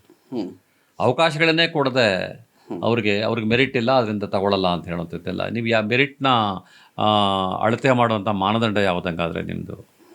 ಈ ಪ್ರಶ್ನೆಗಳೆಲ್ಲ ಬರ್ತವೆ. ಅದರಿಂದಾಗಿ ಈಗ ಡೀಮ್ಡ್ ಯೂನಿವರ್ಸಿಟೀಸ್ ಆಗ್ತಾ ಇದ್ದಾವೆ, ಅಲ್ಲಿ ರಿಸರ್ವೇಷನ್ ಬೇಕು. ಎಲ್ಲ ಕಾರ್ಪೊರೇಟ್ ಸೆಕ್ಟರ್ಸಲ್ಲಿ ಬೇಕು, ಪ್ರೈವೇಟ್ ಸೆಕ್ಟರ್ಸಲ್ಲಿ ರಿಸರ್ವೇಷನ್ ಬೇಕು. ಆಮೇಲೆ ಬೇರೆ ಬೇರೆ ಖಾಸಗಿ ಇವೆಲ್ಲ ಇಂಡಸ್ಟ್ರಿಗಳು ಎಲ್ಲ ಇದ್ದಾವೆಲ್ಲ, ಆ ಕಂಪ್ನಿಗಳಲ್ಲೂ ಕೂಡ ರಿಸರ್ವೇಷನ್ ಬೇಕು. ಪ್ರತಿಯೊಂದರಲ್ಲೂ ಕೂಡ ರಿಸರ್ವೇಷನ್ ಬೇಕು. ಯಾಕಂತೇಳಿದ್ರೆ ರಿಸರ್ವೇಷನ್ ಜಾತಿ ಪದ್ಧತಿ ಇರೋವರೆಗೂ ಕೂಡ ರಿಸರ್ವೇಷನ್ ಇರಲೇಬೇಕು ಅನ್ನೋಂಥದ್ದು ನನ್ನ ಅಭಿಪ್ರಾಯ. ಓಕೆ ಸರ್, ಈಗ EWS ಮೀಸಲಾತಿ ಹೇಗೆ ನೋಡ್ತೀರಿ ನೀವು? ಅದು ಬಹಳ ಅನ್ಯಾಯ. ಸಂವಿಧಾನದಲ್ಲಿ ಎಕನಾಮಿಕಲಿ ವೀಕರ್ ಸೆಕ್ಷನ್ಸ್ಗೆ ರಿಸರ್ವೇಷನ್ ಕೊಡಬೇಕು ಅಂತ ಎಲ್ಲೂ ದಾಖಲಾಗಿಲ್ಲ. ಇವರು ಅಮೆಂಡ್ಮೆಂಟ್ ಮಾಡ್ಕೊಳ್ತಾರೆ, ಸಂವಿಧಾನವನ್ನು ತಿದ್ದುಪಡಿ ಮಾಡಿ ಅದನ್ನು ಸೇರಿಸ್ಕೊಂಡು ಅದನ್ನು ಆಶ್ಚರ್ಯ ಅಂತಂದರೆ ಸುಪ್ರೀಂ ಕೋರ್ಟ್ ಅಕ್ಸೆಪ್ಟ್ ಮಾಡ್ಕೊಳ್ಳುವಂಥದ್ದು. ನಾನು ಆಗಲೇ ಹೇಳಿದೆ ಸುಪ್ರೀಂ ಕೋರ್ಟಲ್ಲಿ ಯಾರಿದ್ದಾರೆ ಅಂತ. ಸುಪ್ರೀಂ ಕೋರ್ಟು ಅಕ್ಸೆಪ್ಟ್ ಯಾಕೆ ಮಾಡ್ಕೊಳ್ಳುತ್ತೆ ಅಂತ ಹೇಳಿದ್ರೆ ಡೈರೆಕ್ಟಾಗೋ ಇಂಡೈರೆಕ್ಟಾಗೋ ಅದು ಕೂಡ ಅವ್ರ ಪರವಾಗಿದೆ ಅನ್ನುವಂಥದ್ದು ನಮಗೆ ಇದ್ರ ಸೂಚನೆ ಗೊತ್ತಾಗತ್ತೆ, ಇದ್ರ ಮೂಲಕ ಸೂಚನೆಯ ಮೂಲಕ ಗೊತ್ತಾಗತ್ತೆ ಇದು. ಹಾಗಾಗಿ ಈಗ ಸುಪ್ರೀಂ ಕೋರ್ಟಲ್ಲಿ EWS it's against the principles of the constitution ಅಂತ ಅಂದ್ಕೊಂಡ್ರು ಕೂಡ ಅಕ್ಸೆಪ್ಟ್ ಮಾಡ್ಕೊಡುತ್ತಲ್ಲ. ಆಮೇಲೆ ಹೇಗೆ ಈಗ ಒಂದು ಸಣ್ಣ ಎಕ್ಸಾಂಪಲು, ಒಂದು ಹಿಂದುಳಿದ ವರ್ಗದ ಆಯೋಗ ಅಂತ ಇರುತ್ತೆ. ಓಕೆ, ಆ ಆಯೋಗ ಕೆಲವು ರೆಕಮೆಂಡೇಶನ್ಸ್ ಮಾಡಬೇಕಾದ್ರೆ ಮೊದಲು ರೆಪ್ರೆಸೆಂಟೇಷನ್ ತಗೋಬೇಕು, ಪಬ್ಲಿಕ್ ಹಿಯರಿಂಗ್ ಮಾಡಬೇಕು, ಹೌದು, ಕುಲಶಾಸ್ತ್ರೀಯ ಅಧ್ಯಯನ ಮಾಡಬೇಕು, ಆಮೇಲೆ ಸಮುದಾಯ ಫಿಟ್ ಆಗಿದೆಯಾ ಇಲ್ವಾ ಅಂತ ಹೇಳ್ಬಿಟ್ಟು ತೀರ್ಮಾನ ಮಾಡಿ ಈ ಸಮುದಾಯವನ್ನು ರಿಸರ್ವೇಷನ್ ಲಿಸ್ಟ್ಗೆ ಸೇರಿಸಿ ಅಂತ ಹೇಳಬೇಕು. ಇದು ಪದ್ಧತಿ. ಇದು Supreme Court judgement, Indira Sawhney ಜಡ್ಜ್ಮೆಂಟಲ್ಲಿ ಹೇಳುವಂತಹ ಇದು. EWS ಅಲ್ಲಿ ಎಲ್ಲಿ ರೆಪ್ರೆಸೆಂಟೇಷನ್ ತಗೊಂಡ್ರು, ಎಲ್ಲಿ ಪಬ್ಲಿಕ್ ಹಿಯರಿಂಗ್ ಮಾಡಿದ್ರು, ಹೌದು, ಎಲ್ಲಿ ಇದನ್ನ ಕುಲಶಾಸ್ತ್ರೀಯ ಅಧ್ಯಯನ ಮಾಡಿದ್ರು? ಬರೀ 2.5-3% ಇರೋ ಜನಕ್ಕೆ 10% ಮೀಸಲಾತಿ ಕೊಡ್ತಿರಲ್ಲ. ಯಾವ ಆಧಾರದ ಮೇಲೆ ಕೊಡ್ತಿದ್ರಿ? ಮತ್ತು ಇನ್ನೊಂದು ಮಾತಿದೆ ಸರ್, EWS ಅಲ್ಲೂ ಕೂಡ ಅಂದರೆ ಈ ಮೇಲ್ವರ್ಗದಲ್ಲೂ ಕೂಡ ಆರ್ಥಿಕವಾಗಿ ತುಂಬಾ ಹಿಂದುಳಿದವರು ಇದ್ದಾರೆ, ಅವ್ರ ಜೀವನ ನಡೆಯೋದು ಕೂಡ ಕಷ್ಟ ಇದೆ, ಅವ್ರಿಗೂ ಕೂಡ ಒಂದು ಅವಕಾಶ ಸಿಗ್ಬೇಕಲ್ವಾ ಅಂತ ವಾದ ಇದೆ. ಆರ್ಥಿಕವಾಗಿ ಹಿಂದುಳಿದವರಿಗೆ ಮೀಸಲಾತಿ ಕೊಡಬೇಕು ಅಂತ ಹೇಳ್ಬಿಟ್ಟು ಸಂವಿಧಾನ ಹೇಳಲ್ಲ. ಸಂವಿಧಾನಕ್ಕೆ ವಿರುದ್ಧವಾದ್ದು. ನಿಮಗೆ ಆರ್ಥಿಕವಾಗಿ ಹಿಂದುಳಿದವರಿಗೆ ಸಹಾಯ ಮಾಡಬೇಕಾತಿದ್ರೆ ನಿಮ್ಮ ಸರ್ಕಾರಗಳಿಂದ ಕಾರ್ಯಕ್ರಮಗಳನ್ನು ಕೊಡಿ, ಅವ್ರನ್ನ ಉತ್ತೇಜನ ಮಾಡುವಂಥ ಕಾರ್ಯಕ್ರಮಗಳನ್ನು ಕೊಡಿ, ಅವ್ರಿಗೆ ಎಕನಾಮಿಕ್ ಬ್ಯಾಕ್ಗ್ರೌಂಡ್ ಅವ್ರಿಗೆ ಏನೇನು ಬೇಕೋ ಅವ್ರಿಗೆ ಸಹಾಯ ಮಾಡಿ. ಮೀಸಲಾತಿಯಲ್ಲಿ ಯಾಕೆ ಕೊಡ್ತೀರಿ ಅವ್ರನ್ನ? ಅವ್ರಿಗೆ ನಿಮಗೆ ಪ್ರೋಗ್ರಾಮ್ಸ್ ಮಾಡೋದಕ್ಕೆ ಬೇಕಾದಷ್ಟು ಅವಕಾಶಗಳಿದೆಯಲ್ಲ ಸರ್ಕಾರಗಳಿಗೆ, ಕೇಂದ್ರ ಸರ್ಕಾರ ಆಗಿರ್ಬೋದು, ರಾಜ್ಯ ಸರ್ಕಾರ ಇರ್ಬೋದು. ಅವ್ರಿಗೇನು ಕೊಡಬೇಕು, ಅವರು ಪಾಪ ಇದರಲ್ಲಿ ಎಕನಾಮಿಕಲಿ ವೀಕರ್ ಆಗಿದ್ದಾರೆ, ಅವ್ರಿಗೆ ಏನಾದರೂ ಇಂಥ ಪ್ರೋಗ್ರಾಮ್ಸ್ ಕೊಡಬೇಕು ಅಂತೇಳಿ ಸ್ಪೆಷಲ್ ಪ್ರೋಗ್ರಾಮ್ಸ್ನ ಕೊಡಿ ಅವ್ರಿಗೆ. ಮೀಸಲಾತಿ ಯಾಕೆ ಕೊಡ್ತೀರಿ? ಕಾನ್ಸ್ಟಿಟ್ಯೂಷನಲ್ ಇದಿರುವಂತಹ ಒಂದು ಮೀಸಲಾತಿನ ಅದನ್ನು ಕಾನ್ಸ್ಟಿಟ್ಯೂಷನ್ನ ಓವರ್ಟೇಕ್ ಮಾಡಿ ಯಾಕೆ ಕೊಡ್ತೀರಿ ಅಂತ ನನ್ನ ಪ್ರಶ್ನೆ. ಓಕೆ, ಹಾಗಾದರೆ ಈಗ EWS ಮೀಸಲಾತಿ SC ST OBCಗೆ ಇರುವಂಥ ಮೀಸಲಾತಿ ಒಂದೇ ಅಲ್ಲ. ಖಂಡಿತ ಅಲ್ಲ, ಬೇರೆ ಬೇರೆ? ಖಂಡಿತ ಅಲ್ಲ. ಇದು ಸಾಮಾಜಿಕ ನ್ಯಾಯಕ್ಕೆ ಕೊಡ್ತಾ ಇರುವಂಥ ಮೀಸಲಾತಿ SC ST OBCಗಳಿಗೆ. ಸಂವಿಧಾನ ಅದಕ್ಕೆ ಸ್ಪಷ್ಟವಾದಂತಹ ಏನು ಪರಿಚ್ಛೇದಗಳನ್ನು ಕೊಟ್ಟಿದೆ. ಅದಕ್ಕೆ ಸ್ಪಷ್ಟವಾಗಿ ಅನೇಕ ಜಡ್ಜ್ಮೆಂಟ್ಗಳು ಬಂದಿದ್ದಾವೆ, ನೂರಾರು ಜಡ್ಜ್ಮೆಂಟ್ಗಳು ಬಂದಿದ್ದಾವೆ. ಅದ್ರ ಬಗ್ಗೆ ಡಿಸ್ಕಷನ್ಸ್ ಆಗಿದೆ. ಅದು ಕೊಡ್ತಾ ಇರೋಂಥದ್ದು EWS ಕೊಡ್ತಾ ಇರೋಂಥದ್ದು ಸಂವಿಧಾನವನ್ನು ಇವರು ತಿದ್ದುಪಡಿ ಮಾಡಿ ಅವ್ರಿಗೆ ಹೆಂಗೆ ಬೇಕೋ ಹಂಗೆ ಕೊಡ್ತಾ ಇರೋಂಥದ್ದು EWS. ಅದು EWS ನನ್ನ ಪ್ರಕಾರ ಅದು ಸಂವಿಧಾನದತ್ತವಾಗಿ ಊರ್ಜಿತವಲ್ಲ. ಅದು ಮತ್ತೆ ನೀವಾಗಲೇ ಒಂದು ಮಾತು ಹೇಳ್ತಾ ಇದ್ರಿ, ಯಾವುದೇ ಕುಲಶಾಸ್ತ್ರ ಅಧ್ಯಯನ ಆಗಲಿಲ್ಲ ಅಂತ ಹೇಳಿ. ಫಾರ್ ಎಕ್ಸಾಂಪಲ್ ಹೇಳೋದಾದ್ರೆ, ನಮ್ಮ ಪಂಚಮಸಾಲಿ ಹೋರಾಟ ನಡೀತಿತ್ತು. ಅದೇ ಸಂದರ್ಭದಲ್ಲಿ ಎಸ್ಸಿಗಳಿಗೆ ಮೀಸಲಾತಿಯನ್ನು ಹೆಚ್ಚಿಗೆ ಮಾಡಬೇಕಂತ ಹೋರಾಟ ನಡೀತಾ ಇದೆ. ಬಟ್ EWS ಅಂತ ಬಂದಾಗ ಯಾರು ಹೋರಾಟ ಮಾಡಿದ್ರು ಅಂತ ಮೀಸಲಾತಿ ಕೊಟ್ಟರು ಅನ್ನೋ ಒಂದು ಪ್ರಶ್ನೆ ಬರುತ್ತೆ. ಯಾರು ಹೋರಾಟನೇ ಮಾಡಿಲ್ಲ, ತಮ್ಮಷ್ಟು ತಾವೇ ಮೀಸಲಾತಿ ಕೊಟ್ಟರು. ಅಂದರೆ ಕೇಂದ್ರ ಸರ್ಕಾರ ಯಾರ ಪರವಾಗಿದೆ ಅಂತ ಗೊತ್ತಾಗುತ್ತೆ. BJP ಅಥವಾ ಸಂಘ ಪರಿವಾರ ಸರ್ಕಾರಗಳು ಯಾರ ಪರವಾಗಿದೆ ಅಂತ ಅರ್ಥ ಆಗೋದಕ್ಕೆ ಇನ್ನೇನು ಬೇರೆ ಎಕ್ಸಾಂಪಲ್ ಬೇಕಾಗಿಲ್ಲ. ದೇವರ್ ಫಾರ್ ಅಪ್ಪರ್ ಕ್ಯಾಸ್ಟ್, ಪರ್ಟಿಕ್ಯುಲರ್ಲಿ ವೈದಿಕ ಸಮುದಾಯಗಳ ಪರವಾಗಿರೋದ್ರಿಂದಾಗಿ ಅದು ಮೀಸಲಾತಿ ಕೊಡ್ಲಿಕ್ಕೆ ಹೊರಟಿದೆ ಅಷ್ಟೇ. ಓಕೆ, ಹಾಗೆ ನೋಡಿದ್ರೆ ಸರ್, ಈಗ ಮೇಲ್ವರ್ಗ ಅಂತ ಬಂದರೆ ವೈದಿಕ ಸಮುದಾಯಗಳು ಸೇರಿಕೊಂಡಂತೆ ಈಗ ಅತ್ಯಂತ ಕೆಳಭಾಗದಲ್ಲಿರುವಂಥ ದಲಿತರನ್ನ ಸೇರಿಕೊಂಡ್ರೆ ಎಲ್ಲರಿಗೂ ಒಂದಲ್ಲ ಒಂದು ರೀತಿಯಲ್ಲಿ ಮೀಸಲಾತಿ ಸಿಗ್ತಾ ಇದೆ. 100%. ಹಾಗಾದರೆ ಮೀಸಲಾತಿ ಹಠಾವೋ ಆಂದೋಲನ ಯಾರ ವಿರುದ್ಧ, ಯಾಕೆ? ಅದನ್ನೇ ಕನ್ಫ್ಯೂಸ್ ಮಾಡಿ ಒಂದು ದಲಿತ ಸಮುದಾಯದ ವಿರುದ್ಧ ಎತ್ತಿ ಕಟ್ತಾ ಇರೋಂಥ ಷಡ್ಯಂತ್ರ ಇದಷ್ಟೇ. ದಲಿತ ಸಮುದಾಯದ ವಿರುದ್ಧ ಎತ್ತಿ ಕಟ್ಟುವಂತಹ ಒಂದು ಅಪ್ಪಟವಾದಂತಹ ಷಡ್ಯಂತ್ರ ಇದು. ಈ ಷಡ್ಯಂತ್ರ ಜಾತಿ ಪದ್ಧತಿ ನಿಮ್ಮಲ್ಲಿ ಆಕ್ಟಿವ್ ಆಗಿರೋದ್ರಿಂದ ಈ ಷಡ್ಯಂತ್ರಗಳು ನಿಮ್ಮ ಮೈಂಡಿಗೆ ಬರ್ತವೆ. ನಿಮ್ಮಲ್ಲಿ ಜಾತಿ ಅನ್ನೋದು ಇಲ್ಲದೆ ಇದ್ದಿದ್ದರೆ ನೀವು ಈ ಷಡ್ಯಂತ್ರಗಳ ಬಗ್ಗೆ ಯೋಚನೆ ಮಾಡ್ತಾ ಇಲ್ಲ. ಅವನು ಕಷ್ಟಪಟ್ಟಿದ್ದಾನೆ, ಅವನು ಇಷ್ಟೆಲ್ಲ ನೋವು ಪಟ್ಕೊಂಡಿದ್ದಾನೆ, ನಮ್ಮಿಂದಲೇ ಇಷ್ಟೆಲ್ಲ ನೋವನ್ನು ಅನುಭವಿಸಿದ್ದಾನೆ, ಅವನು ನಿಜವಾಗ್ಲೂ ಕೂಡ ಕೊಡಬೇಕು ಅನ್ನೋಂಥ ಮನಸ್ಥಿತಿ ನಿಮ್ಗೆ ಇರ್ತಾ ಇತ್ತು. ಅದಿಲ್ವಲ್ಲ ಈಗ. ಓಕೆ, ಮತ್ತು ಯಾವ ಪರಿಸ್ಥಿತಿ ಮೀಸಲಾತಿ ಬೇಡ ಅಂತ ಹೇಳ್ಬೋದು? ಯಾವ ಪರಿಸ್ಥಿತಿಯಲ್ಲಿ? ಇನ್ನೂ 25 ವರ್ಷ ಆದಮೇಲೆನಾ, ಹೇಗೆ? 25 ವರ್ಷನೋ 25 ದಿನಾನೋ ಅಥವಾ 250 ವರ್ಷನೋ ಎಲ್ಲರೂ ಸಮಾನರು ಅಂತ ಆಗಬೇಕು. ಎಲ್ಲರೂ ಹೋಗಿ ದೇವಸ್ಥಾನದಲ್ಲಿ ಪೂಜೆ ಮಾಡಬೇಕು. ಎಲ್ಲ ಜಾತಿಗಳವರು ಹೋಗಿ ಭಾರತದಲ್ಲಿ ಅದು ಸಾಧ್ಯ ಇದೆಯಾ ಅಂತ ಅದನ್ನೇ ನಾನು ಹೇಳ್ತಾ ಇರೋದು. ಆ ಸ್ಥಿತಿ ಬರಬೇಕು ಅಂತ ಹೇಳ್ತಾ ಇರೋದು. ಎಲ್ಲ ಜಾಡಮಾಲಿ ಹುದ್ದೆಗೆ ಎಲ್ಲ ಜಾತಿಗಳವರು ಹಾಕ್ಕೋಬೇಕು. ಜಾಡಮಾಲಿ ಹುದ್ದೆ ನಾನು ಮಾಡ್ತೀನಿ ಅಂತ ಹೇಳ್ಬಿಟ್ಟು ಎಲ್ಲ ಅಪ್ಪರ್ ಕ್ಯಾಸ್ಟ್ಗಳು ಕೂಡ ಜಾಡಮಾಲಿ ಹುದ್ದೆಗೆ ಅಪ್ಲಿಕೇಶನ್ಸ್ ಹಾಕೋಬೇಕು. ಇದು ಕಕ್ಕಸ್ ಪಿಟ್ಟನ್ನು ಕ್ಲೀನ್ ಮಾಡೋದಕ್ಕೆ ಎಲ್ಲ ಜಾತಿಗಳವರು ಬರಬೇಕು. ನಾವು ಕ್ಲೀನ್ ಮಾಡ್ತೀವಿ ಅಂತ ಹೇಳ್ಬಿಟ್ಟು ಅದಾದಾಗ ಸಮಾನತೆ ಬರುತ್ತೆ. ಓಕೆ, ಈಗ ಸಮಾನ ಅವಕಾಶ ಮೀಸಲಾತಿ. ಓಕೆ, ಇದಾದರೆ ಇಷ್ಟು ವರ್ಷ ಆಗಿದೆ, 75 ವರ್ಷ ಆಗಿದೆ. ಈ ಸಂದರ್ಭದಲ್ಲಿ ಮೀಸಲಾತಿ ಪಡೆದುಕೊಂಡಿರುವಂಥ ಸಮುದಾಯಗಳಲ್ಲಿ ಈಗಲೂ ಕೂಡ ಬಡತನ ಇದೆ, ಈಗಲೂ ಕೂಡ ಅಸ್ಪೃಶ್ಯತೆ ಇದೆ, ಈಗಲೂ ಕೂಡ ಅವರು ತುಂಬ ಹಿಂದುಳಿದಿದ್ದಾರೆ. ಹಾಗಾದರೆ ಮೀಸಲಾತಿಯ ಪಾತ್ರ ಏನು ಬಂತು ಅಂತ ಅದನ್ನೇ ನಾನು ಹೇಳ್ತಾ ಇರೋದು. ಮೀಸಲಾತಿನ ಕೊಡ್ತಾ ಇರೋವಂಥ ಅವ್ರ ಮನಸ್ಸಲ್ಲಿ ಜಾತಿ ಹಂಗೆ ಉಳ್ಕೊಂಡಿದೆ. ಕೊಡ್ತಾ ಇರೋಂಥವ್ರು ಯಾರು? ರೂಲಿಂಗ್ ಕ್ಲಾಸ್ ಯಾರು? ರೂಲಿಂಗ್ ಕ್ಲಾಸು, ರೂಲಿಂಗ್ ಜಡ್ಜಸ್ಸು ಯಾರಿದ್ದಾರೆ? ಎಲ್ಲ ಅಪ್ಪರ್ ಕ್ಯಾಸ್ಟೇ ಇದ್ದಾರೆ. ನಾನು ಆಗಲೇ ಸ್ಟ್ಯಾಟಿಸ್ಟಿಕ್ಸ್ಗಳು ಹೇಳಿದೆ ನಿಮಗೆ. 70% 90% ಇರೋದ್ರಿಂದಾಗಿ ಅದು ಸರಿಯಾಗಿ ಇಂಪ್ಲಿಮೆಂಟ್ ಆಗ್ತಾ ಇಲ್ಲ. ಅದು ಸರಿಯಾಗಿ ಇಂಪ್ಲಿಮೆಂಟ್ ಆಗಿದ್ದು ಅಂತ ಹೇಳಿದ್ರೆ ಈ ಪ್ರಶ್ನೆನೇ ಬರಲ್ಲ. ಮೀಸಲಾತಿ ಸರಿಯಾಗಿ ಇಂಪ್ಲಿಮೆಂಟ್ ಆಗಿಬಿಟ್ಟಿದ್ದಿದ್ರೆ ಈ ಪ್ರಶ್ನೆಗಳೇ ಬರ್ತಾ ಇರಲಿಲ್ಲ. ಮೀಸಲಾತಿ ಒಂದ್ಸಲಿ ಒಂದು ಕೈಯಲ್ಲಿ ಕೊಡ್ತೀರಿ, ಒಂದು ಕೈಯಲ್ಲಿ ಕಿತ್ಕೊಳ್ತೀರಿ. ಒಂದು ಕೈಯಲ್ಲಿ ಕೊಟ್ಟು ಅವನು ಮೀಸಲಾತಿ ಪಡ್ಕೊಂಡು ಅವನು ಪಡುವಂತಹ ಬಾಧೆ ಇದೆಯಲ್ಲ, ಆ ಡಿಪಾರ್ಟ್ಮೆಂಟಲ್ಲಿ ಅವನು ಎಕ್ಸಿಸ್ಟ್ ಆಗಲಿಕ್ಕೆ ಎಷ್ಟು ಕಷ್ಟ ಆಗುತ್ತೆ ಗೊತ್ತಾ? ಯಾವುದೋ ಒಂದು ಇದರ ಹೆಸರು ಹೇಳಲ್ಲ, ನನ್ನ ಟೆಂಪಲ್ ಹೆಸರು. ಓಕೆ, ಒಂದು ಮುಜರಾಯಿ ಇದರಲ್ಲಿ ಒಬ್ಬ ಹಂದಿ ಜೋಗಿ ಸಮುದಾಯದವನು ಆ ಮುಜರಾಯಿ ಆಫೀಸರ್ ಆಗಿ ಸೆಲೆಕ್ಟ್ ಆಗಿಬಿಡ್ತಾನೆ. ಅವನ್ನ ಯಾವುದೋ ಒಂದು ದೇವಸ್ಥಾನಕ್ಕೆ ಹಾಕ್ತಾರೆ. ಅವನ ದೇವಸ್ಥಾನದ ಒಳಗಡೆಗೆ ಹೋಗ್ಬಿಟ್ಟು ಕೆಲಸ ಮಾಡೋಕ್ಕಾಗಲ್ಲ. ಮುಜರಾಯಿ ಅಧಿಕಾರಿ, ಮುಜರಾಯಿ ದೇವಸ್ಥಾನ ಅದು. ಹೊರಗಡೆ ಅವನಿಗೆ ಟೇಬಲ್ ಚೇರ್ ಹಾಕ್ಕೊಡ್ತಾರೆ. ಹೊರಗಡೆ ಕುಂತ್ಕೊಂಡು ಅವ್ನು ಕೆಲಸ ಮಾಡಬೇಕಾಗತ್ತೆ. ಇಂಥ ಪರಿಸ್ಥಿತಿ ಇದೆ. ಅಂದರೆ ಅವ್ನು ಮೀಸಲಾತಿ ಪ್ರಕಾರ ಕೆಲಸ ಸಿಕ್ತು, ಆದರೆ ಕೆಲಸನ ಮಾಡಲಿಕ್ಕೆ ಅಲ್ಲಿ ಅವಕಾಶ ಕೊಡ್ತಾ ಇಲ್ಲ.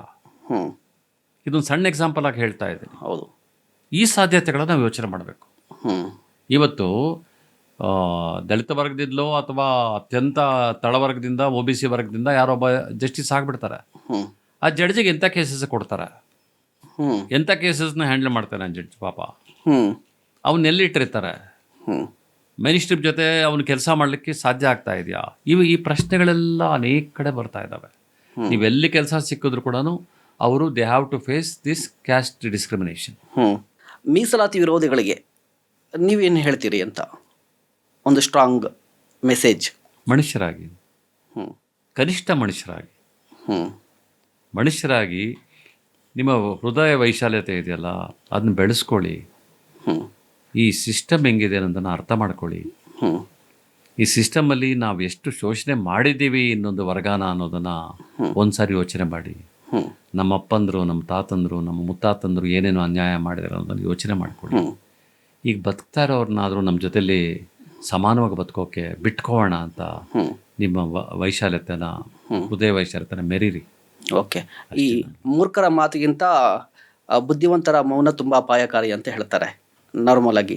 ಹಾಗಾದರೆ ಈಗ ಮೀಸಲಾತಿ ಪಡೆದುಕೊಳ್ತಾ ಇರುವಂತಹ ಸಮುದಾಯಗಳು ಮತ್ತು ಆ ಸಮುದಾಯಕ್ಕೆ ಸೇರಿರುವಂಥ ನಾಯಕರು ಇಂಥ ಆಂದೋಲನ ಶುರುವಾದಾಗ ಯಾರು ಕೂಡ ಬಾಯಿ ಬಿಚ್ಚಲ್ಲ. ಇದು ಯಾಕೆ? ಆ ಅಪಾಯ ಇದ್ದೇ ಇದೆ. ಮೀಸಲಾತಿ ಪಡ್ಕೊಂಡವರು ಈಗಾಗಲೇ ದಾಡ್ತವ್ರು ಆಗ್ಬಿಟ್ಟಿರ್ತಾರೆ. ಅವ್ರಿಗೆ ಏನಾಗಿದೆ, ನಮ್ಮದು ಮುಗೀತು, ಇನ್ನು ನೆಕ್ಸ್ಟ್ ಜನ್ರೇಷನ್ ಸಿಕ್ಲಿ ಬಿಟ್ಲಿ ಅನ್ನುವಂತಹ ಸ್ವಾರ್ಥ ಇರುತ್ತೆ. ಅವ್ರಿಗೂ ಕೂಡ ನಾವು ಕಿವಿ ಮಾತು ಹೇಳಬೇಕಾಗತ್ತೆ. ಅವ್ರಿಗೂ ಒಂದು ಸಾರಿ ಮನುಷ್ಯರಾಗಿ ಅಂತ ಹೇಳಬೇಕಾಗತ್ತೆ. ಅವರು ಬದುಕಿದ ಸ್ಥಿತಿಯನ್ನು ಕೂಡ ನಾವು ಅರ್ಥ ಮಾಡ್ಕೋಬೇಕು. ನಾವು ಹೆಂಗೆ ಬದುಕಿದ್ವಿ, ಎಷ್ಟು ಕಷ್ಟ ಅನುಭವಿಸಿದ್ವಿ. ಇವತ್ತು ನಮ್ಮ ಜೊತೆಯಲ್ಲಿ ಹುಟ್ಟಿದವನು, ನಮಗಿಂತಲೂ ಹಿಂದೆ ಹುಟ್ಟಿದವನು ಅಂಥ ಪರಿಸ್ಥಿತಿಯಲ್ಲಿ ಇದ್ದಾನಲ್ಲ, ಅವನಿಗೋಸ್ಕರ ನಾವು ಸ್ಪಂದಿಸಬೇಕು. ನಾವು ಎಲ್ಲ ಪಡ್ಕೊಂಡು ಬ್ರಾಹ್ಮಣೀಸ್ ಆಗ್ಬಿಡೋದಲ್ಲ, ಬ್ರಾಹ್ಮಣೀಕರಣ ಆಗ್ಬಿಡೋದು, ವೈದಿಕೀಕರಣ ಆಗ್ಬಿಡೋದು, ಸತ್ಯನಾರಾಯಣ ಪೂಜೆ ಮಾಡಿಕೊಂಡು ತಿಂಗಳಿಗೊಂದು ಸಾರಿ ತಿರುಪತಿಗೋ ಧರ್ಮಸ್ಥಳಕ್ಕೆ ಹೋಗೋದಲ್ಲ ನಾನು ಹೇಳ್ತಾ ಇರೋದು. ಹೋಗಲಿ, ನಾನು ಬೇಡ ಅನ್ನಲ್ಲ, ಅದು ಅವ್ರ ವೈಯಕ್ತಿಕ ಇದು. ಆದರೆ ಅವ್ರಿಗೆ ಅದು ಅರ್ಥ ಆಗಬೇಕು. ನಾನು ಎಲ್ಲಿಂದ ಬಂದೆ, ನಮ್ಮ ಸಮುದಾಯಗಳು ಎಲ್ಲಿದ್ದಾವೆ, ಆ ಸಮುದಾಯಗಳನ್ನಗೋಸ್ಕರ ನಾನು ಸ್ವಲ್ಪ ಆದರೂ ಸ್ಪಂದಿಸಬೇಕಲ್ಲ ಅನ್ನೋಂಥ ಹೃದಯವಂತಿಕೆ ಅವ್ರಿಗೂ ಬೇಕು. ಓಕೆ. ಅದಿಲ್ಲದೆ ಇದ್ದರೆ ಬಾಬಾ ಸಾಹೇಬರ ಆಲೋಚನೆ ಇದೆಯಲ್ಲ, ಅವ್ರಿಗೂ ಮೀಸಲಾತಿ ಕೊಟ್ಟಿದ್ದು, ಅದಕ್ಕೋಸ್ಕರ ಅವ್ರ ಕಡೆಯಲ್ಲಿ ಅಳ್ತಾರೆ. ಅವರು ನಾನು ಯಾರಿಗೋಸ್ಕರ ಹೋರಾಡದ್ನೋ, ಯಾರಿಗೋಸ್ಕರ ಮೀಸಲಾತಿ ಕೊಟ್ಟನೋ, ಅವ್ರು ನನಗೆ ಬೆನ್ನಿಗೆ ಚೂರಿ ಆಗ್ತಾ ಇದ್ದಾರೆ ಅಂತೇಳ್ಬಿಟ್ಟು ಅದು ಅವ್ರಿಗೂ ಅರ್ಥ ಆಗಬೇಕು. ಮೀಸಲಾತಿ ಪಡ್ಕೊಂಡು ಭಾಳ ಉನ್ನತ ಹುದ್ದೆಗಳಿಗೆ ಹೋಗಿರ್ತಾರಲ್ಲ, ಅವ್ರಿಗೂ ಅದು ಅರ್ಥ ಆಗಬೇಕು. ಓಕೆ. ಇದು ನನ್ನ ಸಿನ್ಸಿಯರ್ ಒಪಿನಿಯನ್ ಇದು. ಓಕೆ. ಮತ್ತು ಮೀಸಲಾತಿ ಪಡೆದುಕೊಳ್ತಾ ಇರುವಂಥ ಜನ್ಸಿಗಳಿಗೆ ಏನು ಹೇಳ್ತೀರಿ ಸರ್? ಅವ್ರಿಗೆ ಜನ್ಸಿಗಳನ್ನು ಅಷ್ಟು ಸುಲಭವಾಗಿ ಎತ್ಕಟ್ಲಿಕ್ಕೆ ಆಗಲ್ಲ. ಅವ್ರಿಗೆ ಅರ್ಥ ಆಗ್ತಾ ಇದೆ. ಭಾಳ ಜನ ಇವತ್ತು ಮಾತಾಡ್ತಾ ಇದ್ದಾರೆ. ಭಾಳ ಜನರ ಜಂಜಿಗಳ ಕೈಯಲ್ಲಿ, ಮೊನ್ನೆ ಹೋರಾಟದಲ್ಲಿ ನೀವು ನೋಡಿರ್ಬೋದು, ಕೈಯಲ್ಲಿ ಸಂವಿಧಾನ ಇರುತ್ತೆ, ಅಂಬೇಡ್ಕರ್ ಫೋಟೋ ಇರುತ್ತೆ. ಹೆಂಗೆ ಬಂತು ಅಂಬೇಡ್ಕರ್ ಫೋಟೋ ಅವ್ರ ಕೈಗೆ? ಸಂವಿಧಾನ ಅವ್ರ ಕೈಗೆ ಹೆಂಗೆ ಬಂತು? ಜೈ ಭೀಮ್ ಅನ್ನುವಂಥ ಘೋಷಣೆ ಅವ್ರಿಗೆ ಹೆಂಗೆ ಬಂತು? ಅವೆಲ್ಲ ಬಂದಿದ್ದು ಯಾಕೆ ಅಂತ ಕೇಳಿದ್ರೆ, ಅವ್ರಿಗೆ ಇಲ್ಲಿನ ಸಾಮಾಜಿಕ ಸ್ತರ ಹೆಂಗಿದೆ, ಇಲ್ಲಿನ ಸಾಮಾಜಿಕ ಪರಿಸ್ಥಿತಿ ಹೆಂಗಿದೆ ಅಂತ ಅವ್ರಿಗೆ ಅರ್ಥ ಆಗ್ತಾ ಇದೆ. ಅವ್ರಿಗೆ ಇಷ್ಟು ನಾನು ಮಾತಾಡೋದಲ್ಲ, ಇಷ್ಟು ವಿವರಿಸಿ ಹೇಳಬೇಕಾಗಿಲ್ಲ, ಅವ್ರಿಗೆ ಕ್ಲೀನಾಗಿ ಅರ್ಥ ಆಗ್ತಾ ಇದೆ. ಅದರಿಂದಾಗಿ ಜಂಜಿಗಳನ್ನು ಇವರು ಸುಲಭವಾಗಿ ಮಿಸ್ಗೈಡ್ ಮಾಡಿ ಅವ್ರನ್ನ ಮಿಸ್ಯೂಸ್ ಮಾಡ್ಕೊಳಕ್ಕಾಗಲ್ಲ ನನ್ನ ಅಭಿಪ್ರಾಯ. Okay sir. Okay, thank you so much sir. ಇಷ್ಟೊತ್ತು ಟೈಮ್ ಕೊಟ್ಟಿದ್ದಕ್ಕೆ ಥ್ಯಾಂಕ್ ಯು ಸೋ ಮಚ್. ವೀಕ್ಷಕರೇ, ನೋಡಿದ್ರಲ್ಲ, ಒಂದು ಕಡೆ ರಿಸರ್ವೇಷನ್ ಹಟಾವೋ ಆಂದೋಲನ ನಡೀತಾ ಇದೆ, ಮತ್ತೊಂದು ಕಡೆ ಚರ್ಚೆ ಕೂಡ ಆಗ್ತಾ ಇದೆ. ಸೊ ನಿಮ್ಮ ಅಭಿಪ್ರಾಯ ಏನು? ದಯವಿಟ್ಟು ಕಮೆಂಟ್ ಮಾಡಿ. ಇಂತಹ ಮತ್ತಷ್ಟು ಕಂಟೆಂಟ್ಗಾಗಿ ನೋಡ್ತಾ ಇರಿ ಸುಮನ್ ಟಿವಿ ಕನ್ನಡ. ನಮಸ್ಕಾರ.